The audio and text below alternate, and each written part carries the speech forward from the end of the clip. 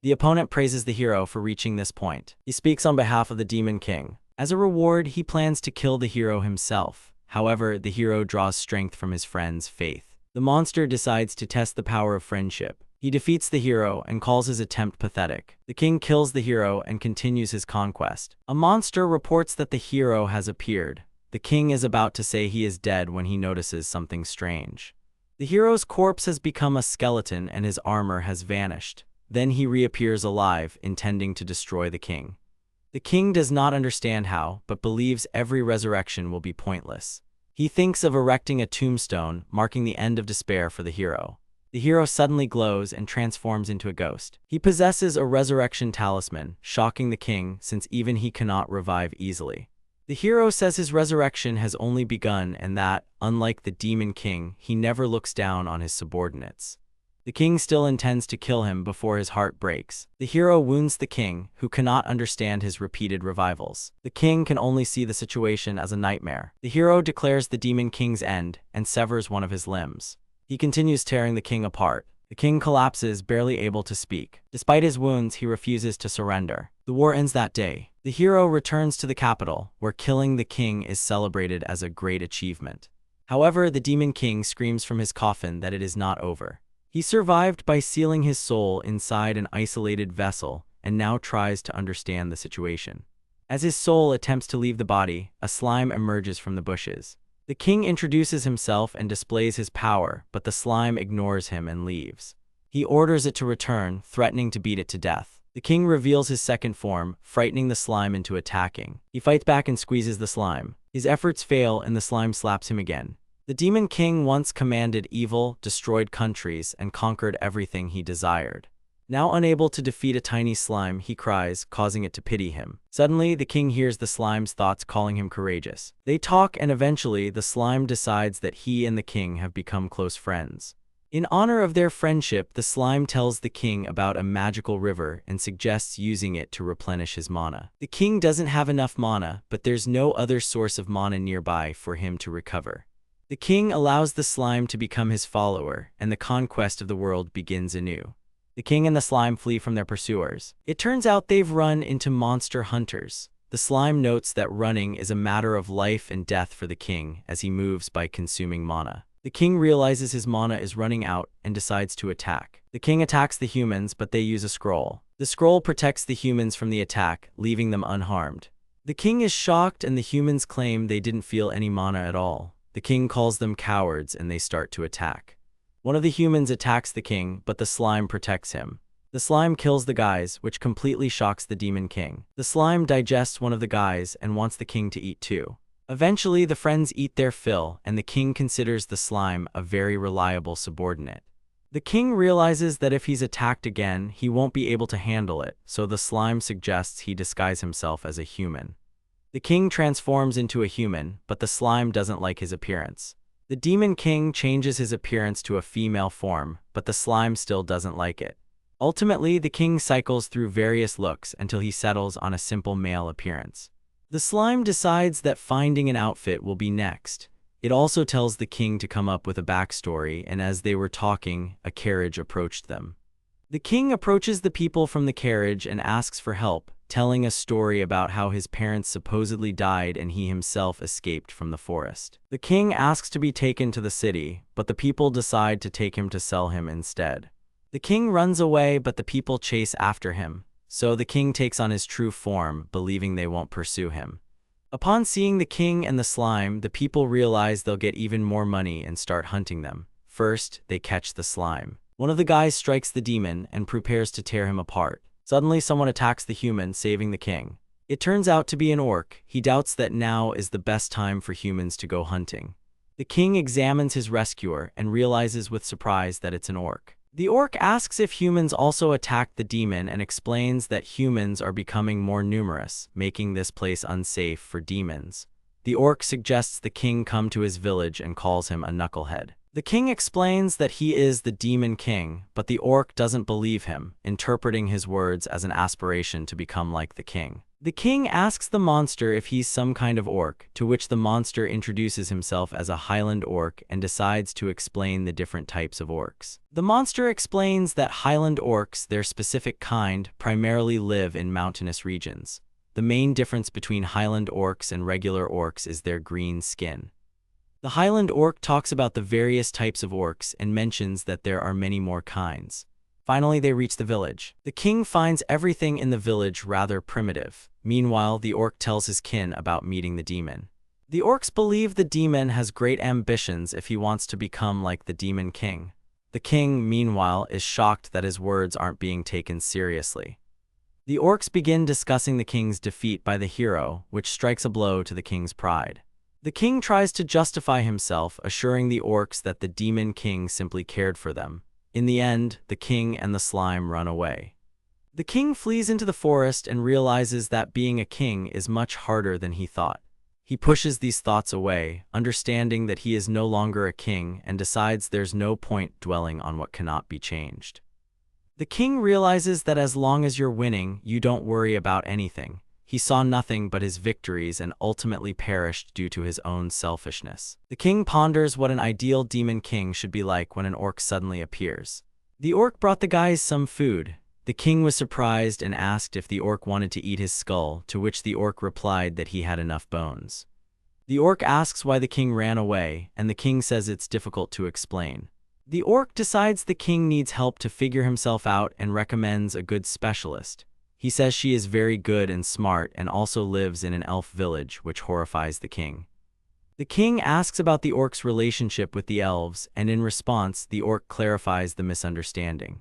The orc says that the youngsters from his village want to go to the elf village as teachers and asks if the king would like to go with them. The king agrees to go, deciding this will be his first step. The orc offers him food, as the king had completely forgotten to finish his skull. The king feels awkward, realizing that there's definitely something off about these guys. The muscular orcs with smiles on their faces ask the king what's wrong with them. An orc explains that they are very resilient and need a lot of subcutaneous fat for energy. He also mentions they are willing to do anything for their muscles. The orc believes that the elves will be bothered by the king's bony arms instead of muscular ones, so he decides to make a change. Suddenly, a sound echoes, and the orc says it's the call of their leader. The king thinks that these orcs' trainer must be incredibly obsessed with sports. Finally, they arrive at their destination, and it's as hot as hell. They find themselves surrounded by rivers of lava. The orcs, however, claim their leader is even hotter. Suddenly, a massive monster appears. It's several times larger than the king and the orcs, and it seems to be made entirely of lava. The king is shocked, realizing that the orc's trainer doesn't look like an orc at all. The trainer hands the king a dumbbell, and the king asks why he needs it. The trainer steps back a bit and begins the first lesson. He tells the king to watch his movements carefully and repeat them. The slime suggests the king give it a try, and the king decides to attempt it. The trainer demonstrates the movements, and the king imitates them. The king feels his arm growing tired and realizes his magic won't help him here. The king tries hard despite his fatigue, not wanting to embarrass himself. Eventually, the king's arm locks up, making him unable to lift it. The king says he can't do any more, and the trainer reaches out his hand. The king is initially startled, but the trainer only helps him grasp the dumbbell. He also tells the king that he is strong and only has 3 more reps left. The trainer decides to help the king and motivates him by mentioning his friends. The trainer asks the king to do 3 more reps, and the king successfully completes them. The king continues to lift the dumbbell, and everyone cheers him on. The king finally finishes, and everyone congratulates him. Now the trainer offers him the same training but for his other arm. The king refuses, but in the end, his left arm also falls off. The trainer says the king looks like someone he knows, and for the first time in a long time, he greeted him properly. The king realizes he'd been scared all this time due to a misunderstanding. The trainer mentions that the king resembles an acquaintance, and the king decides the world is vast, so it's possible. The king then asks the trainer who he actually is. The trainer says he'd be happy if the guys called him Gwen. Gwen starts to feel cold, so he goes into the lava to warm up. The orcs explain that when Gwen gets cold, he can't speak properly. They tell the trainer they're heading to the elf village and ask him to make sure Gwen is ready. The orcs are happy, saying their leader is a spirit they should aspire to. The king, however, wonders about the monster's name and its level. The king can't understand what's so special about a level and realizes that rank isn't everything. The slime says that being able to lift something heavy doesn't make someone amazing. Strengths and weaknesses are just something to assign a position. The slime suggests a toast to the orcs and the trainer's muscles, telling the king not to get upset. The king felt something touch him, but the slime didn't feel anything. The slime suggested it was ash, but the king insisted it felt stronger than that. Eventually, the king and the others set off for the elf village. The guys are all running somewhere. The king can no longer run, unlike the others. He's also surprised that the slime runs so fast. The king says the slime doesn't seem like a slime. He also asks the slime not to rush. Gwen runs faster, saying he needs to push himself while his muscles are hot. Finally, the guys arrive at the elf village. An elf greets the guys and welcomes them. Someone is training, and Gwen demands they use their full strength. It turns out a crowd of elves is training to lose weight. The king, however, had imagined elves to be much slimmer. The king asks if they can hurry up and leave, and the elf decides to show them the village. It turns out they are located beneath the village, but despite that, it's unusually bright and even has windows. The young woman tosses a piece of paper into the air, and it transforms into a lantern. The elf explains that in the summer they use air conditioners, which reduces the amount of light. The king is surprised by how advanced the elves are. The young woman says that the master of innovations created most of their useful tools. The king is surprised and realizes his weakness is clearer than it seems, so he wants to strengthen his power. The king asks if the master of innovations can enhance his staff. The young woman is unsure and suggests they go see the master. The master greets them arrogantly and says that improving the staff would be a piece of cake for him. In the end, the master tried, but judging by the results, the staff cannot be improved. He also asks the king where he got the staff. Usually, one can identify the type of wood the staff is made from, but the wood used for this staff no longer exists on Earth. The king asks what that means, and the elf explains. The master also mentions there's a seal on the staff. The master asks where the king got the staff, but the king plays dumb and says he doesn't remember. The king ponders his birth, and suddenly his soul vanishes. His body falls, and the slime jumps off just in time. The elves are shocked, and the king sits on the slime, saying he just lost consciousness for a moment. The master notes that the staff seems connected to the king's existence and asks him to recall anything. The king says the staff can use high-level magic. He also recounts how they escaped a desperate situation using magic. All the magic the king can use is ancient. The master realizes the story is getting more complicated. Suddenly, one of the elves bursts in, shouting that something has happened to Hamlet's grandmother. The orc and the elf arrive at a clearing. The orc says it's his favorite spot and reveals a beautiful view of a flower field. The elf is amazed by the beauty, and the orc says she shouldn't sit alone and be sad. He also asks how the elf is feeling. The young woman says she's old now and finds it difficult to walk, but that's why the orc brought a bed. She finds the orc amusing. The young woman shows him some magic, and the orc is delighted. The orc asks the young woman to show more magic, while Hamlet watches them from afar.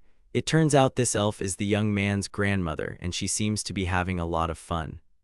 The orc drags the bed around to various places, showing them to the girl. She's absolutely thrilled and overjoyed. Hamlet observes that the old woman and the orc have become quite chatty. The girl recounts her experience during the war. She also mentions that watching the world for millennia isn't exactly fun. The girl thinks she's reminiscing too much and suggests to the orc that they visit that place again. Hamlet, in tears, begs the orc to do it, or he'll never forgive him. The orc agrees, and he and the old woman set off for the land of memories. The old woman recalls that it's been a very long time since she last went outside. And so the pair finally arrives at the flower field. It's not obvious from the girl's appearance that she's dying, as her body doesn't age, but her soul is wearing out. It's becoming difficult for her to do anything, and even harder to do what she enjoys. The king asks what happened, and the young man explains that he joined the army to earn money and take his grandmother to a doctor.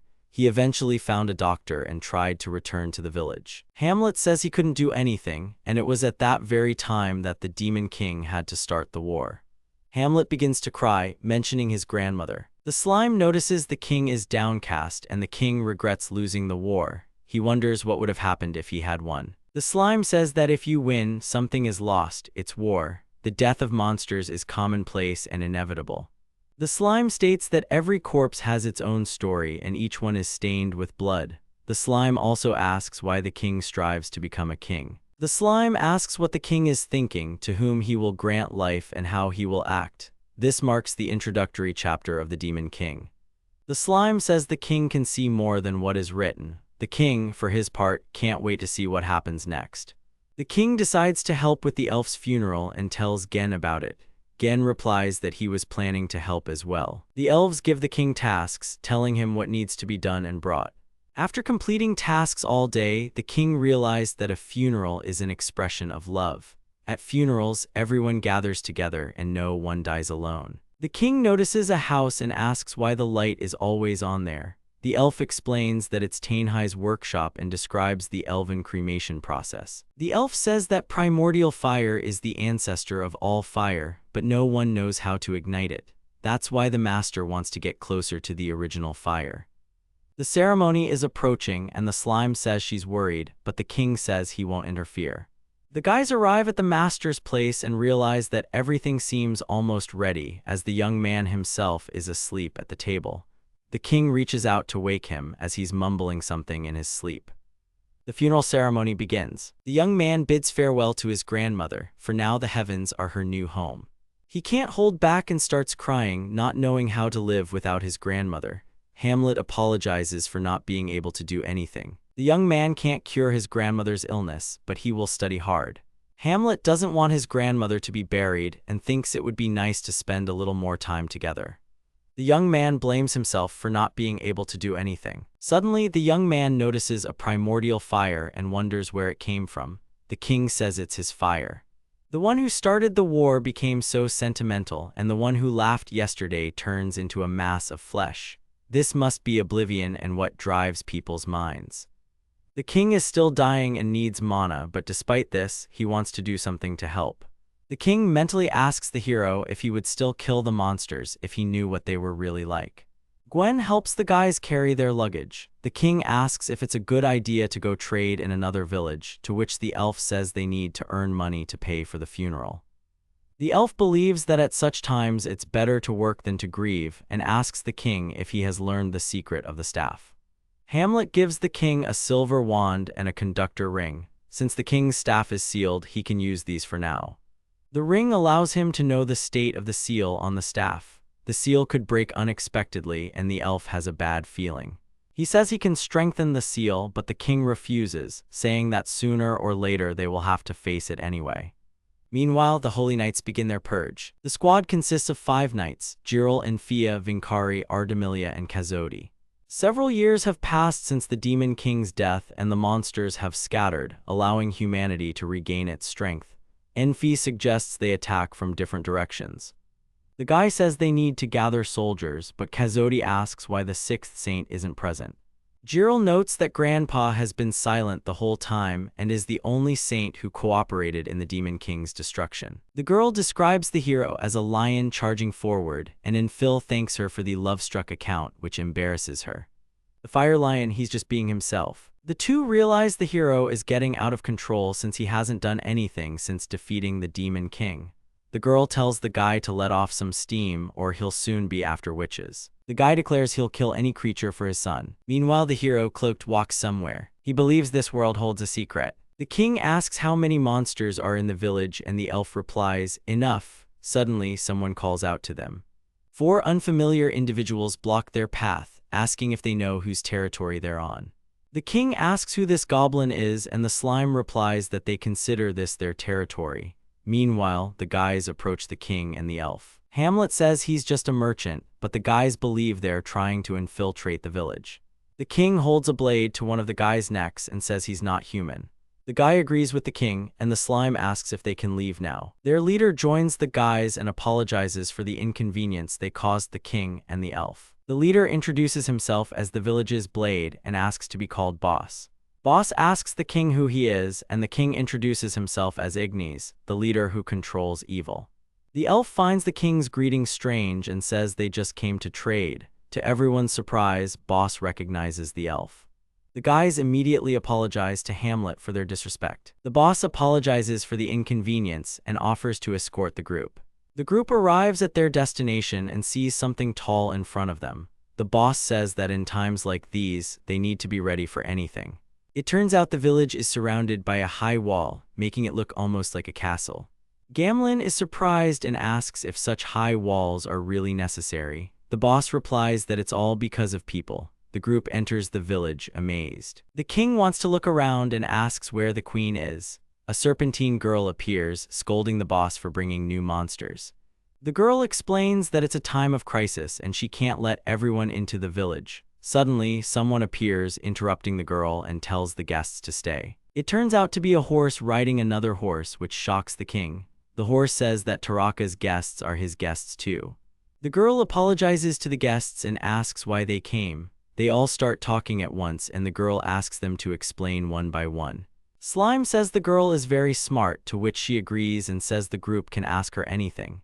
The king asks why only the main gate is made of stone, and the girl answers. The king asks if building something so massive won't attract attention, but the girl says there's nothing to worry about. She mentions blue eyes, and the king asks for more details. The girl also talks about her sister's strength and says she's the best sister in the world.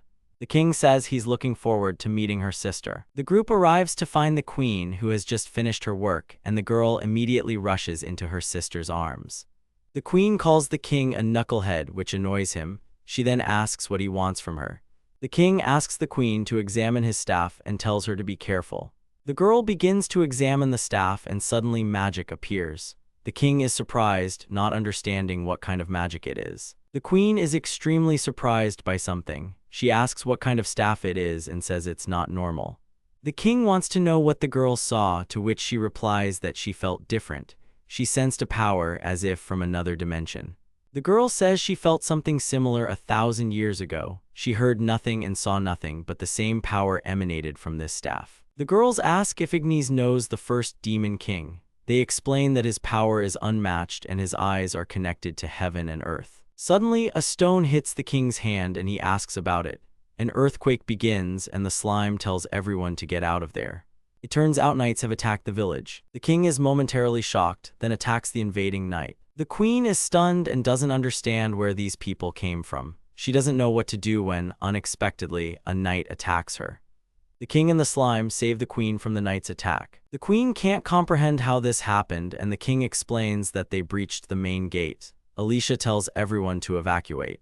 The queen composes herself and tells everyone to follow her sister's instructions. The boss appears and asks if the queen is all right. He also says he'll take care of everything and tells her to run. The queen has no idea what's going on but is glad her friends are okay. She's told that humans sent knights after the monsters and that they destroyed the gate. The situation is bad, but the king says they must now turn it in their favor. The boss tells Ignis to leave as he's just a guest. Ignis says he can never escape war and thinks that's exactly what the king would say. He asks the boss if they're going to surrender. Now the battle is in the monsters' hands and they decide to act. The king proposes his plan of attack. The boss says that humans have an advantage in numbers and equipment. He also asks if the king has experience leading people. Ignis decides he will fight through pain and blood alongside the monsters. The humans attack, but to their surprise, the monsters don't give up and fight back. Ignis skillfully deals with the humans. He instructs the monsters to defend against spears. Ignis also gives other commands to buy time. The boss challenges the fearless among them to face him. The humans realize things are changing and don't understand what the hell is going on. Monsters and humans have been fighting for quite a while, and Ignis is running out of strength. Suddenly, the knights attack the king, but help arrives for him. The king realizes that reinforcements are coming through the main gate. He kills a knight, and the slime praises him. Ignis says that power will be on their side once the flood begins. The slime, however, isn't sure they can hold out. The boss appears, having apparently dealt with the knights successfully. The boss is informed about the sluice gate breaking and is offered to send trolls into battle, but Ignis refuses, stating they have a job to do. The monsters realize their plan has been exposed and everything is turning in favor of the humans, but the king cannot allow this. Gwen enters the battle. The slime approaches the king and says he has completed the task. The king understands that the time has come and tells everyone to disperse. The humans don't understand why the demons are retreating and decide they need to finish them off. They rush into battle. The humans start chasing Ignis. Suddenly, a wave heads towards the humans, causing them to fall into shock. They don't manage to escape, and the wave washes the humans away. The king decides it's over when suddenly he hears women's screams. It turns out the wave has caught Alicia and the queen. The king uses magic and tells the girls to grab on. Unexpectedly, the roof beneath the king collapses and he falls into the water. The king wakes up to noise somewhere in a dark room with bars. The king notices that the queen's crown has been taken and she demands its return, but the people say it will be a gift for their king. The girl demands the crown back, but the king interrupts her, saying it seems they aren't going to be killed just yet. The queen hopes her sister is all right. The king notices they are in a cage, but in response, the queen asks where Ignis's voice is coming from. The king realizes the girl is blind. The girl explains that her senses were dulled by magic, and she's been blind since birth. Ignis understands that the crown compensates for her disabilities, and she says the crown is very special to her. The queen recounts how her ailment kept her confined to her home, while her sister diligently studied to help her. For the queen, her sister created a magical eye prosthesis, and that was the first time the queen ever saw her sister. After that, the queen became more cheerful and transformed. Gradually, she met everyone and joined the group. The prosthesis and jewelry were handmade, and the queen received more and more ornaments. Everyone complimented her. The king struggles to find words to cheer the girl up. It's difficult for him when the topic isn't war, but the slime decides to help him. The king is surprised and asks the slime how long he's been there. The slime tells him to be quiet, while the people shout at the demons to shut up. The slime says that finding the king was difficult, but he eventually succeeded. The slime also helped the king avoid dying. The slime explains that he didn't have time to escape, so he hid in the king's collar. The king praises the slime and asks him to transform into a key. The king tells the queen that the slime is with them in the cage and can turn into a key. In an empty room, a crown and an ornament sit on a table. The unknown individual leaves the room, remarking that the victim had a beautiful expression at the end. He eagerly anticipates meeting the sister, leaving a serpentine corpse behind him. Before moving on to the main task, the monsters encounter a small problem. They don't know how to get out of the cage. The slime considers this a pretty big problem. Although the base's structure seems primitive, it looks quite imposing from a distance. Ignis finds the rapid development of events strange. He speculates that the humans are preparing to receive someone from above. The king says that if they search for an exit, they won't find it immediately. They have too little information to escape. The girl realizes that if they know where the base is, they can deal with it. She also mentions that the slime could remove the sealing bracelet, which would greatly help them. The slime helps remove the bracelets, and the queen uses tracking magic. The magic spreads throughout all the rooms of the camp. Ultimately, the queen is shown a map of the camp. Now she knows what to do, and Ignis is surprised that it only took her a moment. The girl decides to draw a simple map for the guys. The king realizes they'll have to flee unarmed, but the queen wants her crown back. She asks if the king has figured out the map, to which Ignis says he can come up with something. The king explains the plan of action, also mentioning that there are many places to hide at the base, and the darkness will work in their favor. The slime grows legs to run. The group decides to head to one of the buildings via the shortest route. The king says they are unarmed until they reach the building, but once they get their weapons, it's over for the humans. The group sets off to get out of there. The group moves very quickly and tries to be quiet. The king stops his friends and says he will scout ahead before they proceed. He sends his eye out to reconnoiter. The eye activates scouting mode and transforms into a monster. The eye conducts its reconnaissance and reports back to the group that everything is clear. The eye reports that it found something, which scares the slime as he didn't think the eye could speak. The king recalls the eye. The group easily reach the building and prepares to act according to the plan. The slime says he will help, and the king tells him to stay vigilant. The group enters the building. The room turns out to be full of things, and the group starts searching for the crown. The wooden crates are tightly packed, which stresses the queen. The king, however, is surprised by how many things humans have taken from monsters. He realizes that in the times when he was surrounded by a mountain of treasures, he was standing on a mountain of corpses. The slime finds the king's staff, but the queen's crown is nowhere to be found. The girl panics, saying they don't have time to search everything. The slime suggests using tracking, but a spell has been cast on the room, hindering the girl. Also, a wizard is nearby who can track monsters by their magic. The king suggests using tracking magic in reverse. They can trace the strong interference that the room, hidden from monsters, will emit. The girl agrees and uses her magic, quickly locating the correct room. The queen gets a strange feeling, but the group enters the room anyway. The girl finds her crown and happily puts it on. Finally, the queen can see. The king suggests that the queen track down her sister's location. Ignis says he will go with the queen, and she proceeds to use her tracking magic. The girl is delighted as it seems her sister is in the same building. The king urges her to hurry and find her sister. They approach the correct room, and the queen says she needs to show her sister what a good older sister she is. The room turns out to be dark, and the king smells something. He also stumbles upon a familiar bracelet and asks the queen not to turn on the light yet. The girl turns on the light and sees her sister chained to the wall, covered in numerous wounds. The group is in shock, and the queen can't believe what's happening. She is hysterical, unable to accept that this is real. The girl hysterically collects her sister's scales. The king realizes things are bad. The queen insists her sister is still alive and that she will fix everything. She claims her magic will bring her sister back, but alas, it's not true. The king notes that the scales look as if they were forcibly removed. The girl says her sister was tortured for only 1 day.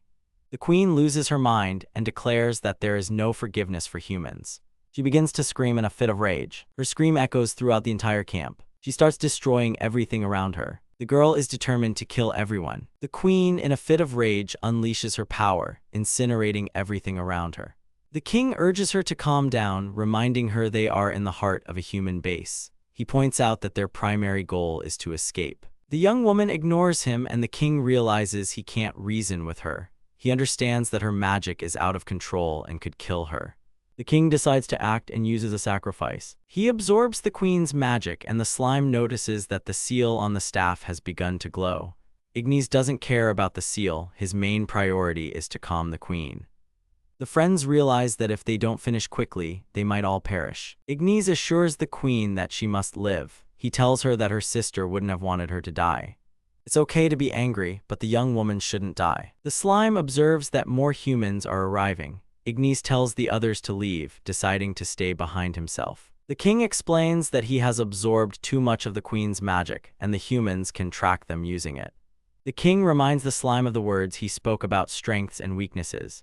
Ignis says he thinks he's found his own. He teleports the slime and the queen away, then heads into battle himself. The king uses magic to create an explosion and an earthquake, terrifying the humans. The humans are told that demons might be free and are ordered to prepare. The king uses his power and transforms. Now he decides to use his strength for the good of his people. His patience has run out. Ignis tells the humans that he is evil, fear, and fury. He is the one who will unite the demons at the end of time.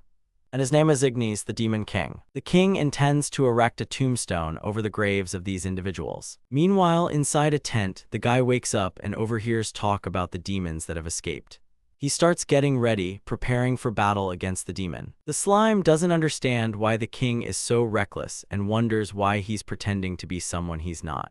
The slime considers the king a fool, while the king is busy fighting people. Ignis quickly dispatches a large number of people, but the people aren't giving up and continue to attack. Ignis demands they bow their heads and uses a power that forces them to their knees. He towers over the people, calling them insignificant insects. The king realizes that if he doesn't use his magic carefully, his energy will quickly run out. He decides he needs to hurry. He starts launching fence posts at the people. The king uses chaos magic and the technique of the Eternals. He impales people in an instant. Ignis quickly deals with several of them and says it's nothing difficult, which frightens the others. The leader of the people demands they not retreat, and the king remarks that this man is brave for not fearing him. It turns out this brave individual is the general of this base. The general assures the king that he will torture him and then turn him into a rug. He says that torturing monsters is pure pleasure. The general uses flame spear magic. He prepares to attack, but Ignis proves to be faster. The general ends up flying back and crashing into the tower. He doesn't give up and gets back on his feet, starting to attack the king. Unfortunately for him, the king doesn't let himself be attacked. Ignis warns the young man that he won't be able to defeat him. The young man says that it was magic, difficult even to pronounce. He starts to run away and Ignis thinks he got scared. It turns out the general had retreated to a distance to launch an attack. He attacks the king, trying to blind him, but it doesn't work. In the end, the general uses a magic circle. It turns out the young man used a spear to draw the magic circle. The king notices that the spell is powerful and could destroy not only him but the entire base. The general then recites a spell to destroy the demon. A massive spear appears from the magic circle in the sky. The spear strikes the king, severely wounding him. The general thinks this is the end for the king, but the king isn't ready to die yet. The king's limbs fall off and Ignis himself transforms. He takes on another demonic form and tells the general that he's still alive. The young man starts attacking again, now enraged at the king. The general attacks the king, but he evades, not letting himself be hit. The young man thought that by using his power quickly, he would finish everything, but it turned out he wouldn't. The general calls a soldier and tells him they need to get the king out of there. He divides tasks. Some will lure the king into a trap while the others put out the fire. The general begins hunting wolves. He starts attacking the king. Ignis jumps back and starts to run away, but the general chases after him. The king uses advanced techniques and doubts the guy will be able to catch up. Suddenly, knights appear in his path, blocking his way. The general catches up from behind and attacks, but the king dodges just in time.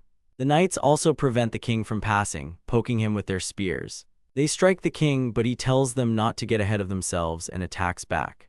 The king starts to taunt the general, dodging his attacks. Both the knight and the general land hits on Ignis. Ultimately, the king grabs a knight and throws him at the general, knocking both of them down. The general is furious. The king notes that the general is smarter than he thought. In the king's opinion, the general is someone who turns ordinary people into elites, and fighting on his territory is too disadvantageous. In the end, the king escapes and the general decides to go after him. He then tasks the knight with putting out the fire. Silence fell over the reinforced wooden wall until a sudden explosion tore through the decking, sending splinters flying. Debris shot into the air, evidence of a powerful impact that had breached the defenses. One of the warriors struck the enemy with force, shattering the wooden structure and kicking up a cloud of splinters. The warrior charged forward with a shout, delivering an overhead strike with his blade while mounted. His target, a massive opponent in heavy armor, took the blow, which kicked up dust and sent stones scattering. The man continued to fiercely attack his opponent, delivering another blow with a shout. The armored foe watched indifferently, calling the enemy's attempts foolish and showing no concern even after taking a powerful hit. The armored creature mused that its magical body wouldn't be able to withstand the strain for long. It understood that fleeing would only lead to an attack from behind, making escape pointless. In response, the man with the spear calmly stated that only one of them could survive. The demon lunged forward, determined not to make a single mistake in the fight. The warrior with the spear braced for impact.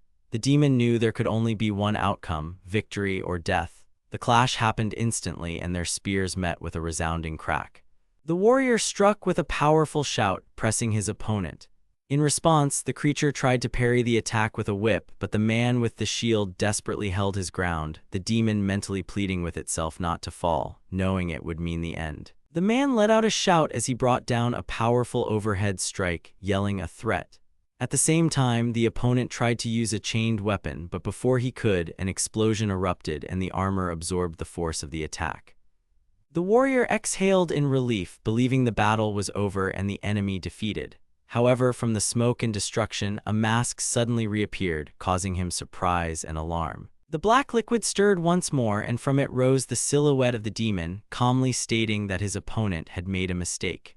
The armored warrior froze with his sword in hand, realizing that the battle was far from over. The creature with the horned mask slowly rose from the swirling darkness, unharmed and calm. It coldly declared that everything that had happened until now was just the beginning of the real battle. The man laughed, saying he had been tricked like a child. He looked relaxed and took the situation ironically. The warrior continued, stating that this demon didn't look like a monster, but rather resembled a fish skeleton. The man in furs and armor stood nearby, noting that this day was full of surprises. He said that first, the snake seemed like a terrible threat, and now he faced a bone clown. The demon was silent for a moment, then calmly said that they were talking about Lamino, addressing his interlocutor. The warrior in furs reacted with surprise, not expecting his opponent to know the demoness he was thinking of. The warrior recounted how they had accidentally captured that very demoness near the fort. He confessed that interrogating her was fun for him, especially when he started torturing her for information. He then added that she bit off her own tongue just to avoid revealing anything. The man, with a sadistic smirk, recalled slowly tormenting the demoness, enjoying her suffering. He explained that he started with her tail, cutting it off piece by piece, then flayed her skin and cauterized the wounds until the instrument itself was charred. He particularly enjoyed breaking such victims from the inside. He went on to describe how, after reveling in her torment, he decided to do her a favor. He smirked as he remembered her jumping up and down on him, each time screaming the same words in despair. The warrior looked at his opponent with a contemptuous smirk and told him to show something, anything, if he could. He called him a bonehead, issuing a challenge. The demon, looking at the other demon, urged him to join the fight and burn with him in the cycle of life and death. He declared that there were no spectators in this world. The masked demon raised his weapon and furious energy flared around him. He coldly stated that now the human would suffer, emphasizing the beginning of retribution. The warrior stood right in the middle of the raging flames and mockingly asked if that was the enemy's entire secret plan. He smirked slightly, noting that while he could feel the heat, it wasn't harming him, and then added that the flames couldn't even burn him. Standing amidst the raging flames, the demon calmly stated that he understood the enemy's intentions. He speculated that they were merely trying to buy time, and immediately added that he also knew the reason why. The warrior, standing in the circle of fire with his sword in hand, mockingly suggested that this whole endeavor was just an attempt to buy time. He smirked, asking if it was all so their queen could escape. The man glared furiously at the demon and vowed not to let him use any tricks. He contemptuously added that he would smash his skull and then use it as a wine goblet. The demon, looking at his approaching enemy, coldly declared that his arrogance would be his downfall. The warrior struck the demon with force, sending him flying back with a powerful lunge. The demon tried to react, but the attack was too swift. The opponents then engaged in a fierce close-quarters battle, exchanging blows while the warrior's face showed fury and concentration. The demon was surprised by the force of the blow and admitted that he couldn't even stay on his feet. The difference in power was greater than he had expected. The warrior, on the other hand, charged into battle with a furious cry, laughing and taunting his enemy, claiming he fought like a woman. Despite the opponent's strength, he had no intention of retreating and continued to attack. The warrior sharply parried an attack and yelled loudly, preventing the enemy from completing his strike. The demon tensely thought of chaos demons, as if suddenly realizing what he was dealing with.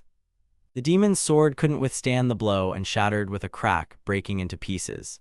The demon watched in surprise as pieces of his mask broke off from the impact and crashed to the ground. His gaze was fixed in silent astonishment at the sudden and powerful breach of his defenses. During the fierce struggle, the demon was wounded but showed no surprise, quietly admitting that he had expected such an outcome. The man mentally noted that the fun wouldn't last long. The warrior realized that catching his opponent off guard was his only chance. He rushed forward with determination to deliver a decisive blow and turn the tide of the battle in his favor. The demon noticed a vulnerability in his opponent and realized it was his chance. He decided that the moment the warrior raised his shield, he would strike at the exposed area. His attention was drawn to a small opening, narrow enough but perfectly suitable for a blade. The warrior accused his opponent of playing dirty. He said it wasn't enough and charged into the attack. However, his blow was parried, and the opponent confidently stated that he wouldn't succeed and the fight wasn't over yet. The man barely managed to cover himself, but the blow landed. His face contorted in pain as a fragment of the weapon pierced his defenses and inflicted a serious wound. He noticed that his opponent had decided to use his horn as a weapon. However, he immediately declared that it wasn't enough for him. He admitted that the warrior was already dead to him from the moment he stood before him and added that he shouldn't be upset. The warrior furiously shouted a call for vengeance, believing that every blow struck brought retribution closer. He rushed forward with his weapon aimed directly at his opponent. The man struck forcefully with his sword, forcing the demon to retreat under the powerful impact. The ground cracked from the pressure, and the blow landed directly on the mask, shattering it and causing a sharp backward movement. He delivered a powerful jumping strike and the demon tried to block it with a shield. The mask cracked from the impact, but the opponent immediately counterattacked, slamming a powerful fist with a magic symbol directly into the ground, creating an explosive wave. The warrior knocked his opponent back with a powerful blow and immediately rushed forward, not giving him a chance to recover. The demon barely managed to stay on his feet, but his mask was already heavily damaged. One of the blows landed, causing deep cracks to appear on its surface, and blood splattered across half of his face. The demon dropped to one knee, struggling to maintain balance. His opponent's sword was frozen before his face, hanging menacingly over him. The warrior struck, piercing the demon's defense and impaling him. The demon screamed in pain as the blade's tip passed through his chest, with flames raging behind him. The man declared that his opponent should now understand how weak he was. He emphasized that even tricks couldn't secure him victory, as he stood superior. Then, he contemptuously called his enemy a clown, adding that he had fallen to the very bottom. The demon demanded that his opponent shut up and fight. He warned that he was going to burn him alive and make him the first human to be incinerated by his powers. Seeing no reaction, he asked again if his enemy could hear him. The warrior stood with his sword pointed upwards, loudly declaring that he would not let his enemy pass. A powerful explosion of light erupted above him, as if he were erecting a barrier in his path. He noticed that their flames were identical and said so aloud. He remarked that it was quite obvious, while a fierce battle continued in the background. The creature with the skull face screamed as an explosion of light and power engulfed the figure in the center of the battlefield. Debris and dust rose from the shockwave. A pillar of smoke and energy rose into the sky, while runic stones emerged from the clouds of ash. The creature with the skull face made no attempt to hide its fury and screamed, unrestrained by anger. The demon muttered that the fire would not be able to pass. He noted that his rival's flames were the same as his own. Then, he heard his opponent calmly ask what he had to say about that. The man with his weapon raised addressed his opponent, standing before numerous flaming spheres. He calmly asked what he thought about it. The demon looked with a strained expression at the approaching magical sphere. He sharply swung his sword, trying to deflect the attack. Huge debris continued to fall from the sky, while the warrior with the axe stood amidst the destruction. He confidently stated that his opponent was surely destroyed, adding that he hoped this was exactly the result his opponent was aiming for. The demon emerged from the clouds of smoke and calmly stated that the first part of the show was over. Then, he suggested they proceed to the second part. Clutching his staff, the demon declared that it was now his turn to act. His gaze remained piercing as shards flew around him. The man said he was tired of listening to his opponent's meaningless speeches and told him to finish it immediately. The warrior rushed forward without hesitation, swinging his sword. With a powerful blow, he plunged the blade into his opponent, shouting a command to die. The man loomed over his opponent, crushing him with an overhead strike. He coldly stated that his enemy was inferior to him in both strength and tactics, adding that no tricks would change anything now. The demon coldly stated that his enemy was inferior to him in both strength and tactics, adding that no tricks would change anything now. The demon closed in, reminding the warrior of his own words about the difference in their levels. The warrior couldn't believe his eyes, realizing he was in a vulnerable position. His opponent uttered the spell name, Primal Burst, preparing to deliver a decisive blow. The warrior exclaimed in confusion as the demon cast the spell, Dissolve Flesh and Explode. In the next moment, power began to concentrate below, and soon a powerful explosion erupted, engulfing the warrior at its epicenter. The warrior gasped for air and admitted he was caught off guard, but immediately added that it wouldn't change anything. Gathering his strength, he struck with all his might, shouting for his opponent to perish. The man stared at the explosion site in shock, not understanding what had happened. His opponent stood calmly amidst the plumes of smoke, as if he had anticipated the attack. The demon, hidden in the smoke, noted that the blow had missed its target. He explained that the attack was successfully stopped by a wall of fire. The armored warrior seemed to understand the situation and acknowledged what was said. The demon declared that the defensive wall wouldn't be powerful enough to contain even the outer layers of his flames. He urged his opponent to look closer, hinting at a hidden threat. The armored warrior became wary, not immediately grasping what he meant. The demon explained that from the very beginning of the fight, he had merged with the enemy's flames to subjugate them. He claimed that the flame, called primal, devours everything else, and from the moment the fort was set ablaze, he had continued to control that fire until now. The masked creature, standing against the backdrop of raging flames, raised its weapon and declared that it now controlled the fire. On the other side of the battlefield, its opponent continued to observe what was happening. The figure standing against the blazing wall calmly explained that previously the opponent had only dealt with a single sphere of fire. Now, the full power of the fire would unleash upon him, and victory would no longer be possible. The warrior watched the events with clear attention, pondering that the mixing of fire went beyond ordinary magic. He admitted that everything had become clear at that moment, but it no longer mattered. The man stood with a confident smile, gripping his weapon and making it clear that despite the circumstances, he had no intention of giving up. The demon remarked that he faced a worthy opponent and said he considered him a glorious fellow. He expressed confidence that the warrior understood his motives and proudly mentioned his status as one of the 6 saints. Then he raised his hand as if to demonstrate his true power. A massive pillar of energy crashed to the ground, causing a powerful explosion and raising a cloud of ash and debris. One of the combatants was at the epicenter of the attack but continued to stand despite the destructive force unleashed around him. The armored warrior screamed desperately, asserting that he was one of the 6 saints and no one could defeat him. He tried to resist the force of the explosion, but his figure dissolved into the dazzling flames, which carried his body upward along with other silhouettes engulfed in fire. The man was drawn into a swirling vortex from which his screams echoed. Watching the scene unfold, the demon noticed a sensation, as if the air was being ripped from his body. He explained that this was the Queen's fury, inviting his companion to experience its taste. The warrior, engulfed in flames, surged forward, shouting an oath to avenge every fallen comrade. He declared that for every enemy killed, he would destroy 10, and for 100, 1,000. Introducing himself as Vargos, the Fire Lion, he vowed never to retreat. One of the combatants quietly uttered his farewells, clutching his staff. His body gradually began to crumble into ash, starting from his feet and rising upwards as if he were vanishing, leaving behind only emptiness and smoke. From the fire and smoke emerged a charred, armored silhouette, almost completely destroyed but still standing. Those who witnessed it watched the figure in silence, and one of them acknowledged that it was finally over. The demon stood amidst the ashes, struggling to catch his breath, barely able to remain on his feet.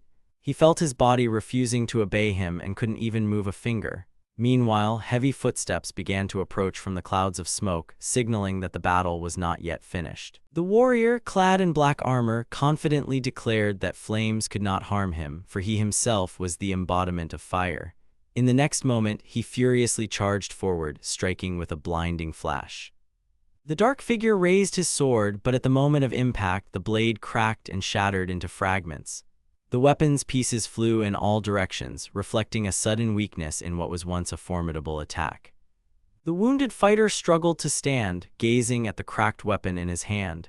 He understood that his strength had abandoned him and admitted his own powerlessness.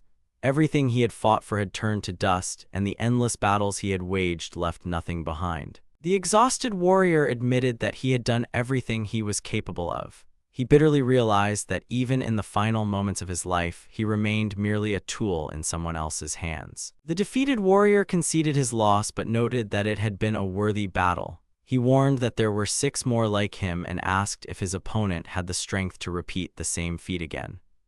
The astonished opponent acknowledged that he could be proud of his victory. Before disappearing, he urged him to fight the remaining enemies honorably and called him the Sorcerer King. A magical staff slowly descended from the sky, surrounded by light. Meanwhile, a massive creature rose from beneath the earth, its steps beginning to shake the surface. A colossal warrior in terrifying armor raised his weapon, which glowed with dark energy. He admitted that he should have checked everything sooner, noting that although the staff's form had changed, he still felt the same power within it. The warrior stated that the wait had been long, adding that they had been waiting for him for a very long time.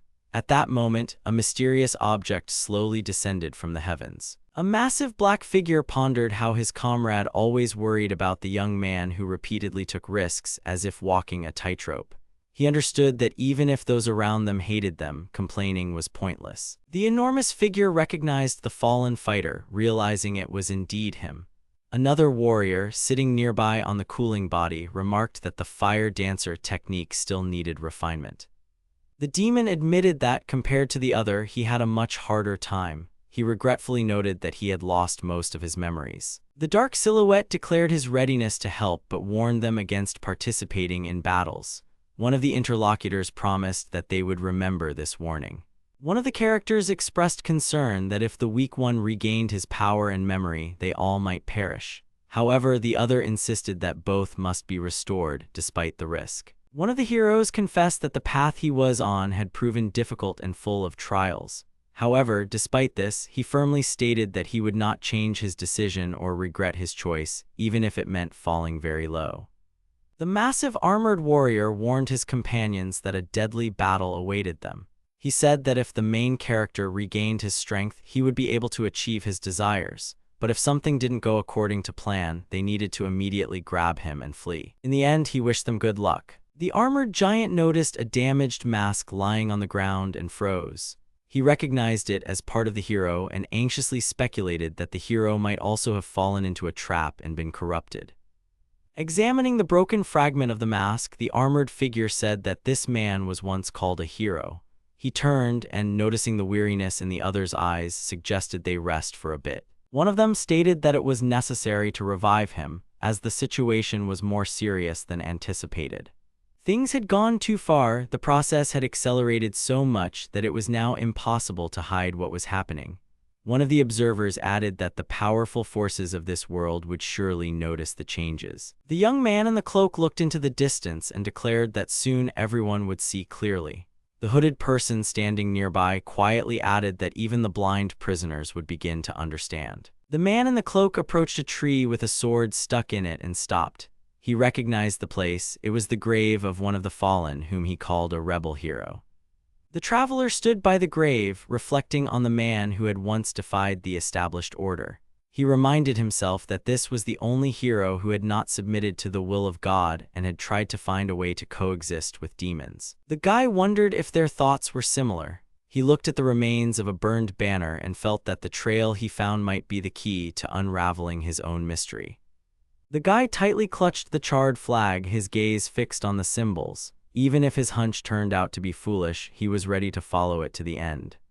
The young man stood alone in the middle of the field, remembering everyone who had once supported his choice.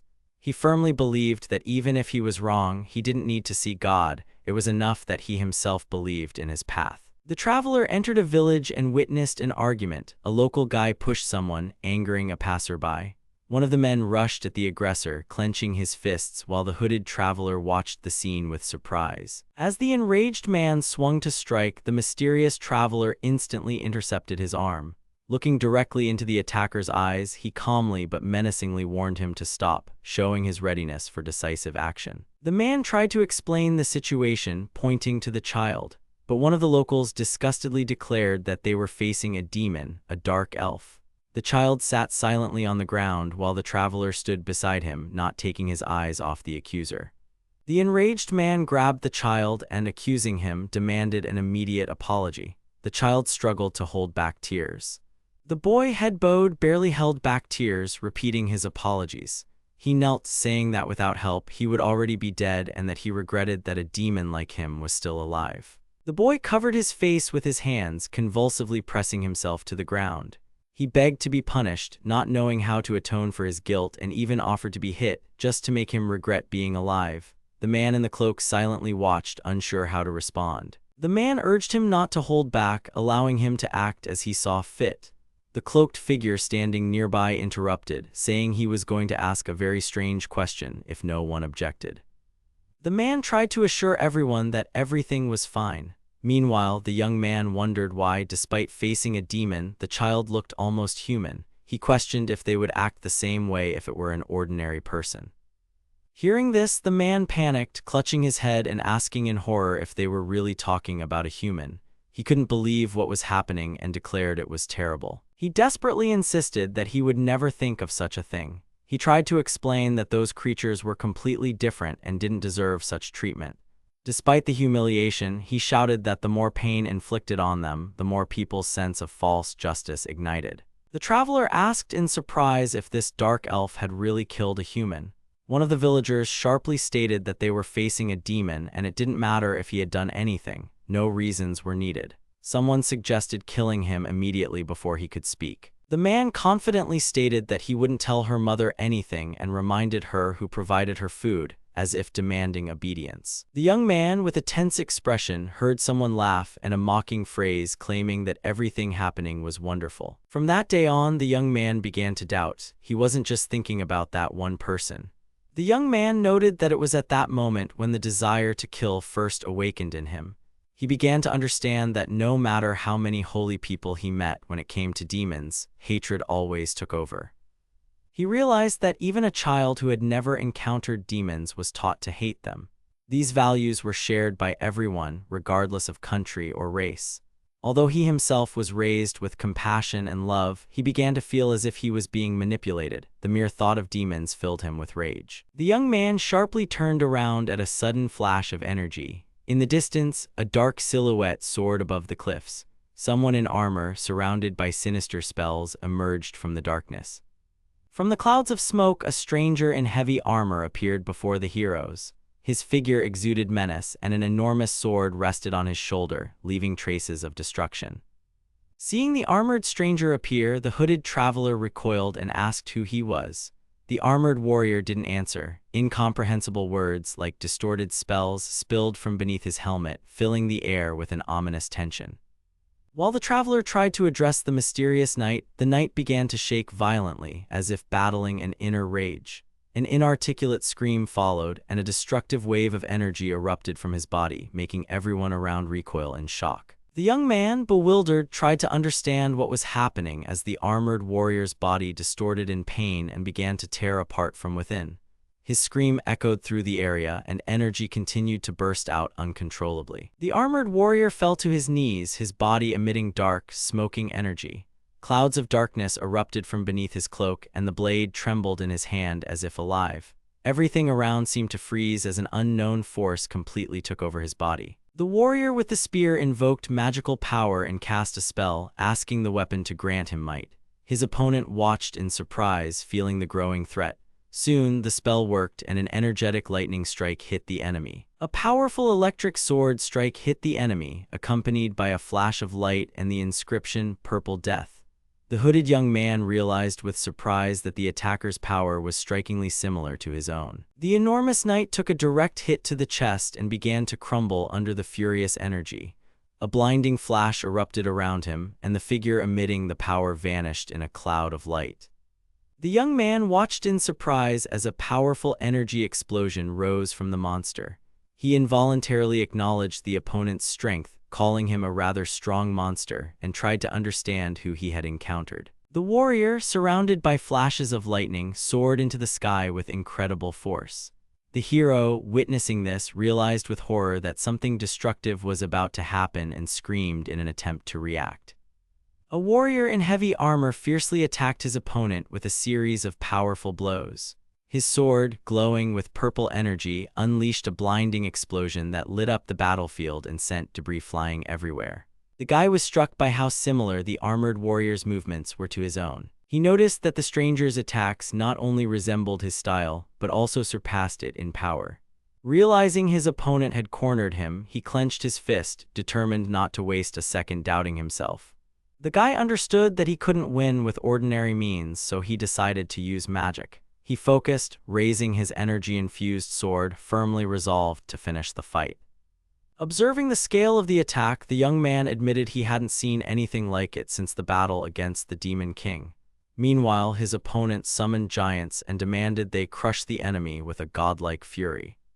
The guy with the sword took a combat stance, preparing to strike. His opponent recognized him as the White Lightning and the Thunder King. He was reminded that he had come here because of strange sensations.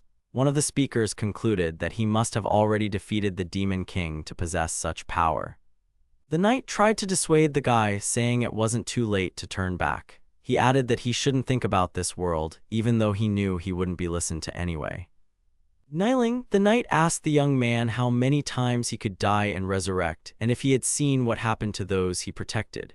He hinted that the suffering of those around him was inevitable and added that the young man was asking the wrong questions. He declared that wealth, honor, and abilities were mere illusions. He called heroes ordinary shepherds guarding livestock and added that if a person was content with this world, they should turn around and close their eyes to what was happening. The Dark Knight warned that if his interlocutor decided to join their side, he would ultimately lose everything. Without waiting for a response, the Dark Knight delivered a fatal blow, uttering a final warning. His parting words were cold and definitive. The hero looked in surprise at the symbol lying at his feet. The chain it was attached to was broken, as if signifying the end of something important. It was a sign of a brave decision, one from which there might be no turning back. He watched this, understanding that even the bravest warriors could fall due to just one mistake. The guy froze, his face contorted in shock, unable to believe what was happening. His gaze trembled as the realization slowly dawned. His familiar world had collapsed. He breathed heavily, as if holding back incomprehensible emotions that surged with renewed force. The young man was stunned by what had happened and didn't fully understand who he had just encountered. Not far away on the desolate plain, the Dark Lord mumbled about past times and losses, as if unable to believe that everyone had long been dead. He tried to hold something within himself, suppressing an uncontrollable power with his last ounce of strength. A creature in a robe with a bird mask knelt on the devastated land, clutching a staff. It looked forward, gritting its teeth, and resolutely repeated that this time it had to protect everyone. Anxiety was in its voice. It knew that if it failed, all were doomed. A creature with a horned helmet slowly walked across the desolate plain, contemplating its situation. It realized the stakes were too high and cursed itself for its past selfishness. When silhouettes with spears appeared before it, it wearily noted that it was encountering humans again. The slime creature finally came to its senses, and its companion immediately expressed his displeasure. He chastised the slime for its recklessness and reminded it that not all problems could be solved alone. He then admitted he was worried and added that without Firehead's help, the slime might have died. The slime explained that it was very worried, so much so that its body even started to resemble Swiss cheese. Its companion was surprised, noting that the slime had shrunk. However, the slime itself pointed to a mirror and asked him to look, as the changes weren't happening to it at all. He reacted with surprise to the slime's new appearance. He recalled how the slime used to look and noted with astonishment that it could now take on such complex forms. The slime calmly replied that this was quite natural for its nature.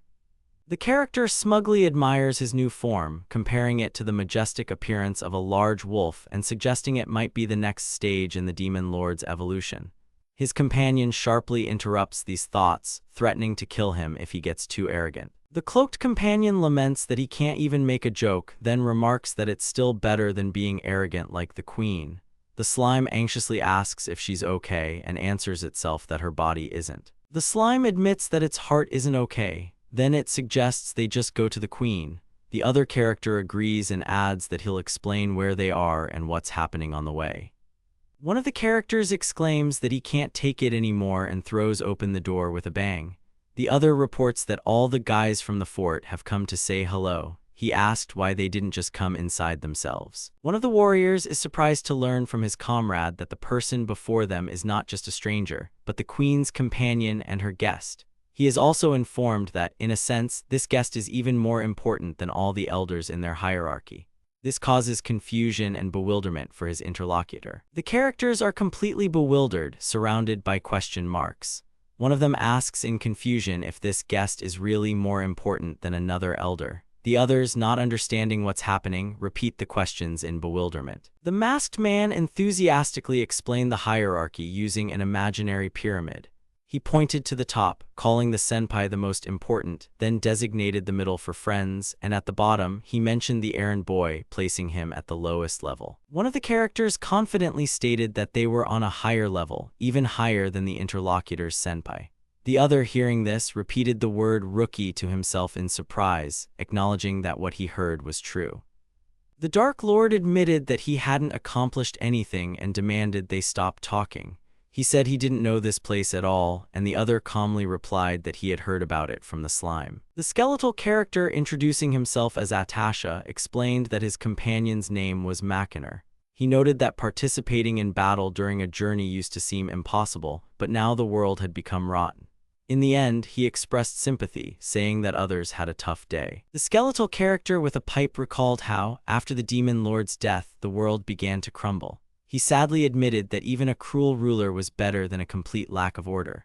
The second interlocutor, turning away, remarked that this story was too old and added that he would have died sooner or later anyway. The robed character explained that this place used to be an abandoned human castle. Now it had been repaired and turned into a commune. The second interlocutor placed his mug on the table and remarked doubtfully that he didn't share that opinion. The character described the variety of creatures that previously inhabited these places: winged demonic harpies, worms swarming in the earth, and dead, writhing undead. He ironically acknowledged the tautology in his words, but noted that it was exactly as he described. He explained that all these creatures had been driven from their homes, and before you knew it, a settlement had formed here. Then he noted that the place turned out to be safe and deserted.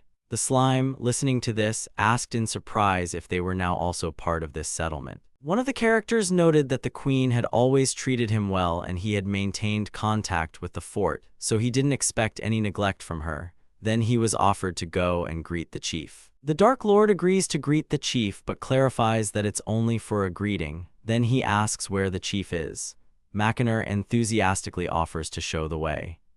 The character enters a spacious room where others are already waiting for him. He thanks them for their time and explains that he was delayed on the way. The figure with black wings, seated at the head, summons the other winged creatures. Those surrounding her immediately become alert and look intently forward. The bird-like creatures repeatedly asked the same question in confusion until one of them cried out in despair. A creature named Yataniel, referred to as the Lord of the Ruined Castle, pondered the worsening situation, doubting whether he could handle what was happening. The multi-headed creature sat calmly in the middle of the hall, explaining that its many heads were only for reading. It wondered why intelligence should be a reason to become a leader, as it was merely reading a book. One of the listeners remarked that this only increased his anxiety. The winged creature admitted that it couldn't cope with its duties and wasn't suitable for the role of leader. It noted that people were behaving strangely and moving in an incomprehensible direction, and the castle was also becoming restless. Its companion was surprised and asked what was wrong with the people. The bird-like ruler anxiously reported that people were gathering into a large army and scouring the entire country. He noted that their numbers were growing and the situation was rapidly spiraling out of control. The monster with a long tail explained that the human army was rapidly growing in this area, especially around the frontline bases.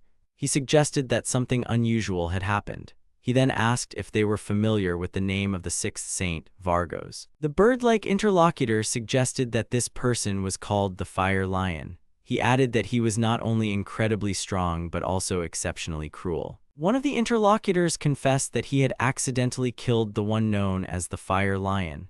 He added that he had heard about his unusual abilities, comparable to those of heroes. The others asked in surprise if it was really true. The winged creature stated that a strong leader was needed in difficult times and asked if the interlocutor wanted to become the head of the castle. Another hinted that a wise strategist capable of giving advice on defense was needed. Finally, one of them suggested they inspect the castle for now. One of the heroes inspected the castle's fortifications and concluded that while the structures were decent, they were too old. He considered that the constructions could gradually be replaced with stone, but this would take a long time. He suggested thickening the wood as a temporary measure and reminded them that Yataniel should be aware. Finally, he noted that they should also think about weaponry. He recounted that the elder elf brother reported a broken seal and it had happened on its own. He also mentioned that he wasn't sure if the item was a staff. The hero expressed hope that the master was all right and conveyed that the master had said he had a lot to prepare given the current circumstances. He added that he had heard the master had already returned to the village and wondered if he was truly okay. Someone told him it was time to go to the queen. The hero noticed the man standing ahead and stopped, clearly surprised. Bowing humbly, he expressed gratitude on behalf of the fort's fighters for the assistance provided. The man sighed, covering his face with his hand, and quietly complained about the situation they were in. The man bitterly reported that the fortress had fallen and the queen's sister had died. He struggled to control his emotions, admitting that he couldn't save one small girl. He confessed that he had killed many enemies. The man bitterly remarked that this was the only thing he knew how to do. The character lowered his head, lost in gloomy thoughts. He regretted his powerlessness and blamed himself for not being able to save an innocent life, feeling guilt and uselessness. One of them had once saved the queen, giving her a new life, and now he couldn't turn a blind eye to it. The man confessed that he lived for death and would fulfill his duty if necessary. He apologized for not knowing the right words to say and made a request, as she was very weak now. Stopping at the door, he quietly announced his intention to enter. He declared his plan to give the girl a reason to live on and slowly approached her, gently touching her hand. Leaning close, he humbly asked if the others minded. The girl struggled to get out of bed, still feeling weak, but internally trying to fight off despair. She realized this was no time for tears or self-pity, as she was a queen, responsible for the fort's safety and the morale of everyone living within it. She blamed herself for the incident that had shaken them all, convinced she had made mistakes in her leadership and overlooked her subordinates. Deciding she no longer had the right to be weak, she took on the full weight of what had happened and vowed to act with even greater effort than before. The girl, barely holding back tears, admitted she didn't know where to start. She turned to her sister as if seeking support, even though she herself felt lost and confused. Meanwhile, the hero stood watching her with concern. He noticed how exhausted she was, both physically and mentally. Her condition was a result not only of sleepless nights but also of internal struggles. Some wounds, it seemed, she had inflicted upon herself, tormented by guilt. He understood that she didn't just need rest, but to regain her self-belief, and decided to hand over something important that, in his opinion, rightfully belonged to her. Looking at the crown, the symbol of power extended to her, the girl smiled faintly and laughed nervously. She confessed that she didn't know if she was worthy of wearing it, as she felt too weak and insecure. She quietly approached and sat next to the creature, pressing against him. She admitted she didn't know what to say but promised to stay by his side. He silently accepted her presence, understanding that it was enough for now. The girl ran up to him and began to weakly pound him with her fists, unable to hold back her emotions. He clenched his fists but didn't respond, allowing her to vent. Gradually, her blows turned into an embrace. She pressed against him, and tears silently streamed down her cheeks. He covered her with his cloak and silently remained by her side. The girl quietly lay down, curled up under his cover, and gradually calmed down.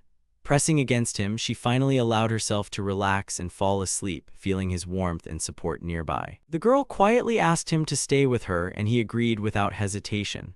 They lay side by side on the bed, enveloped in silence and warmth, finding comfort in each other's simple presence. Meanwhile, in another kingdom, disturbing news was being discussed. Priestess Vincaria exclaimed in bewilderment upon hearing of the legendary Fire Lion's defeat.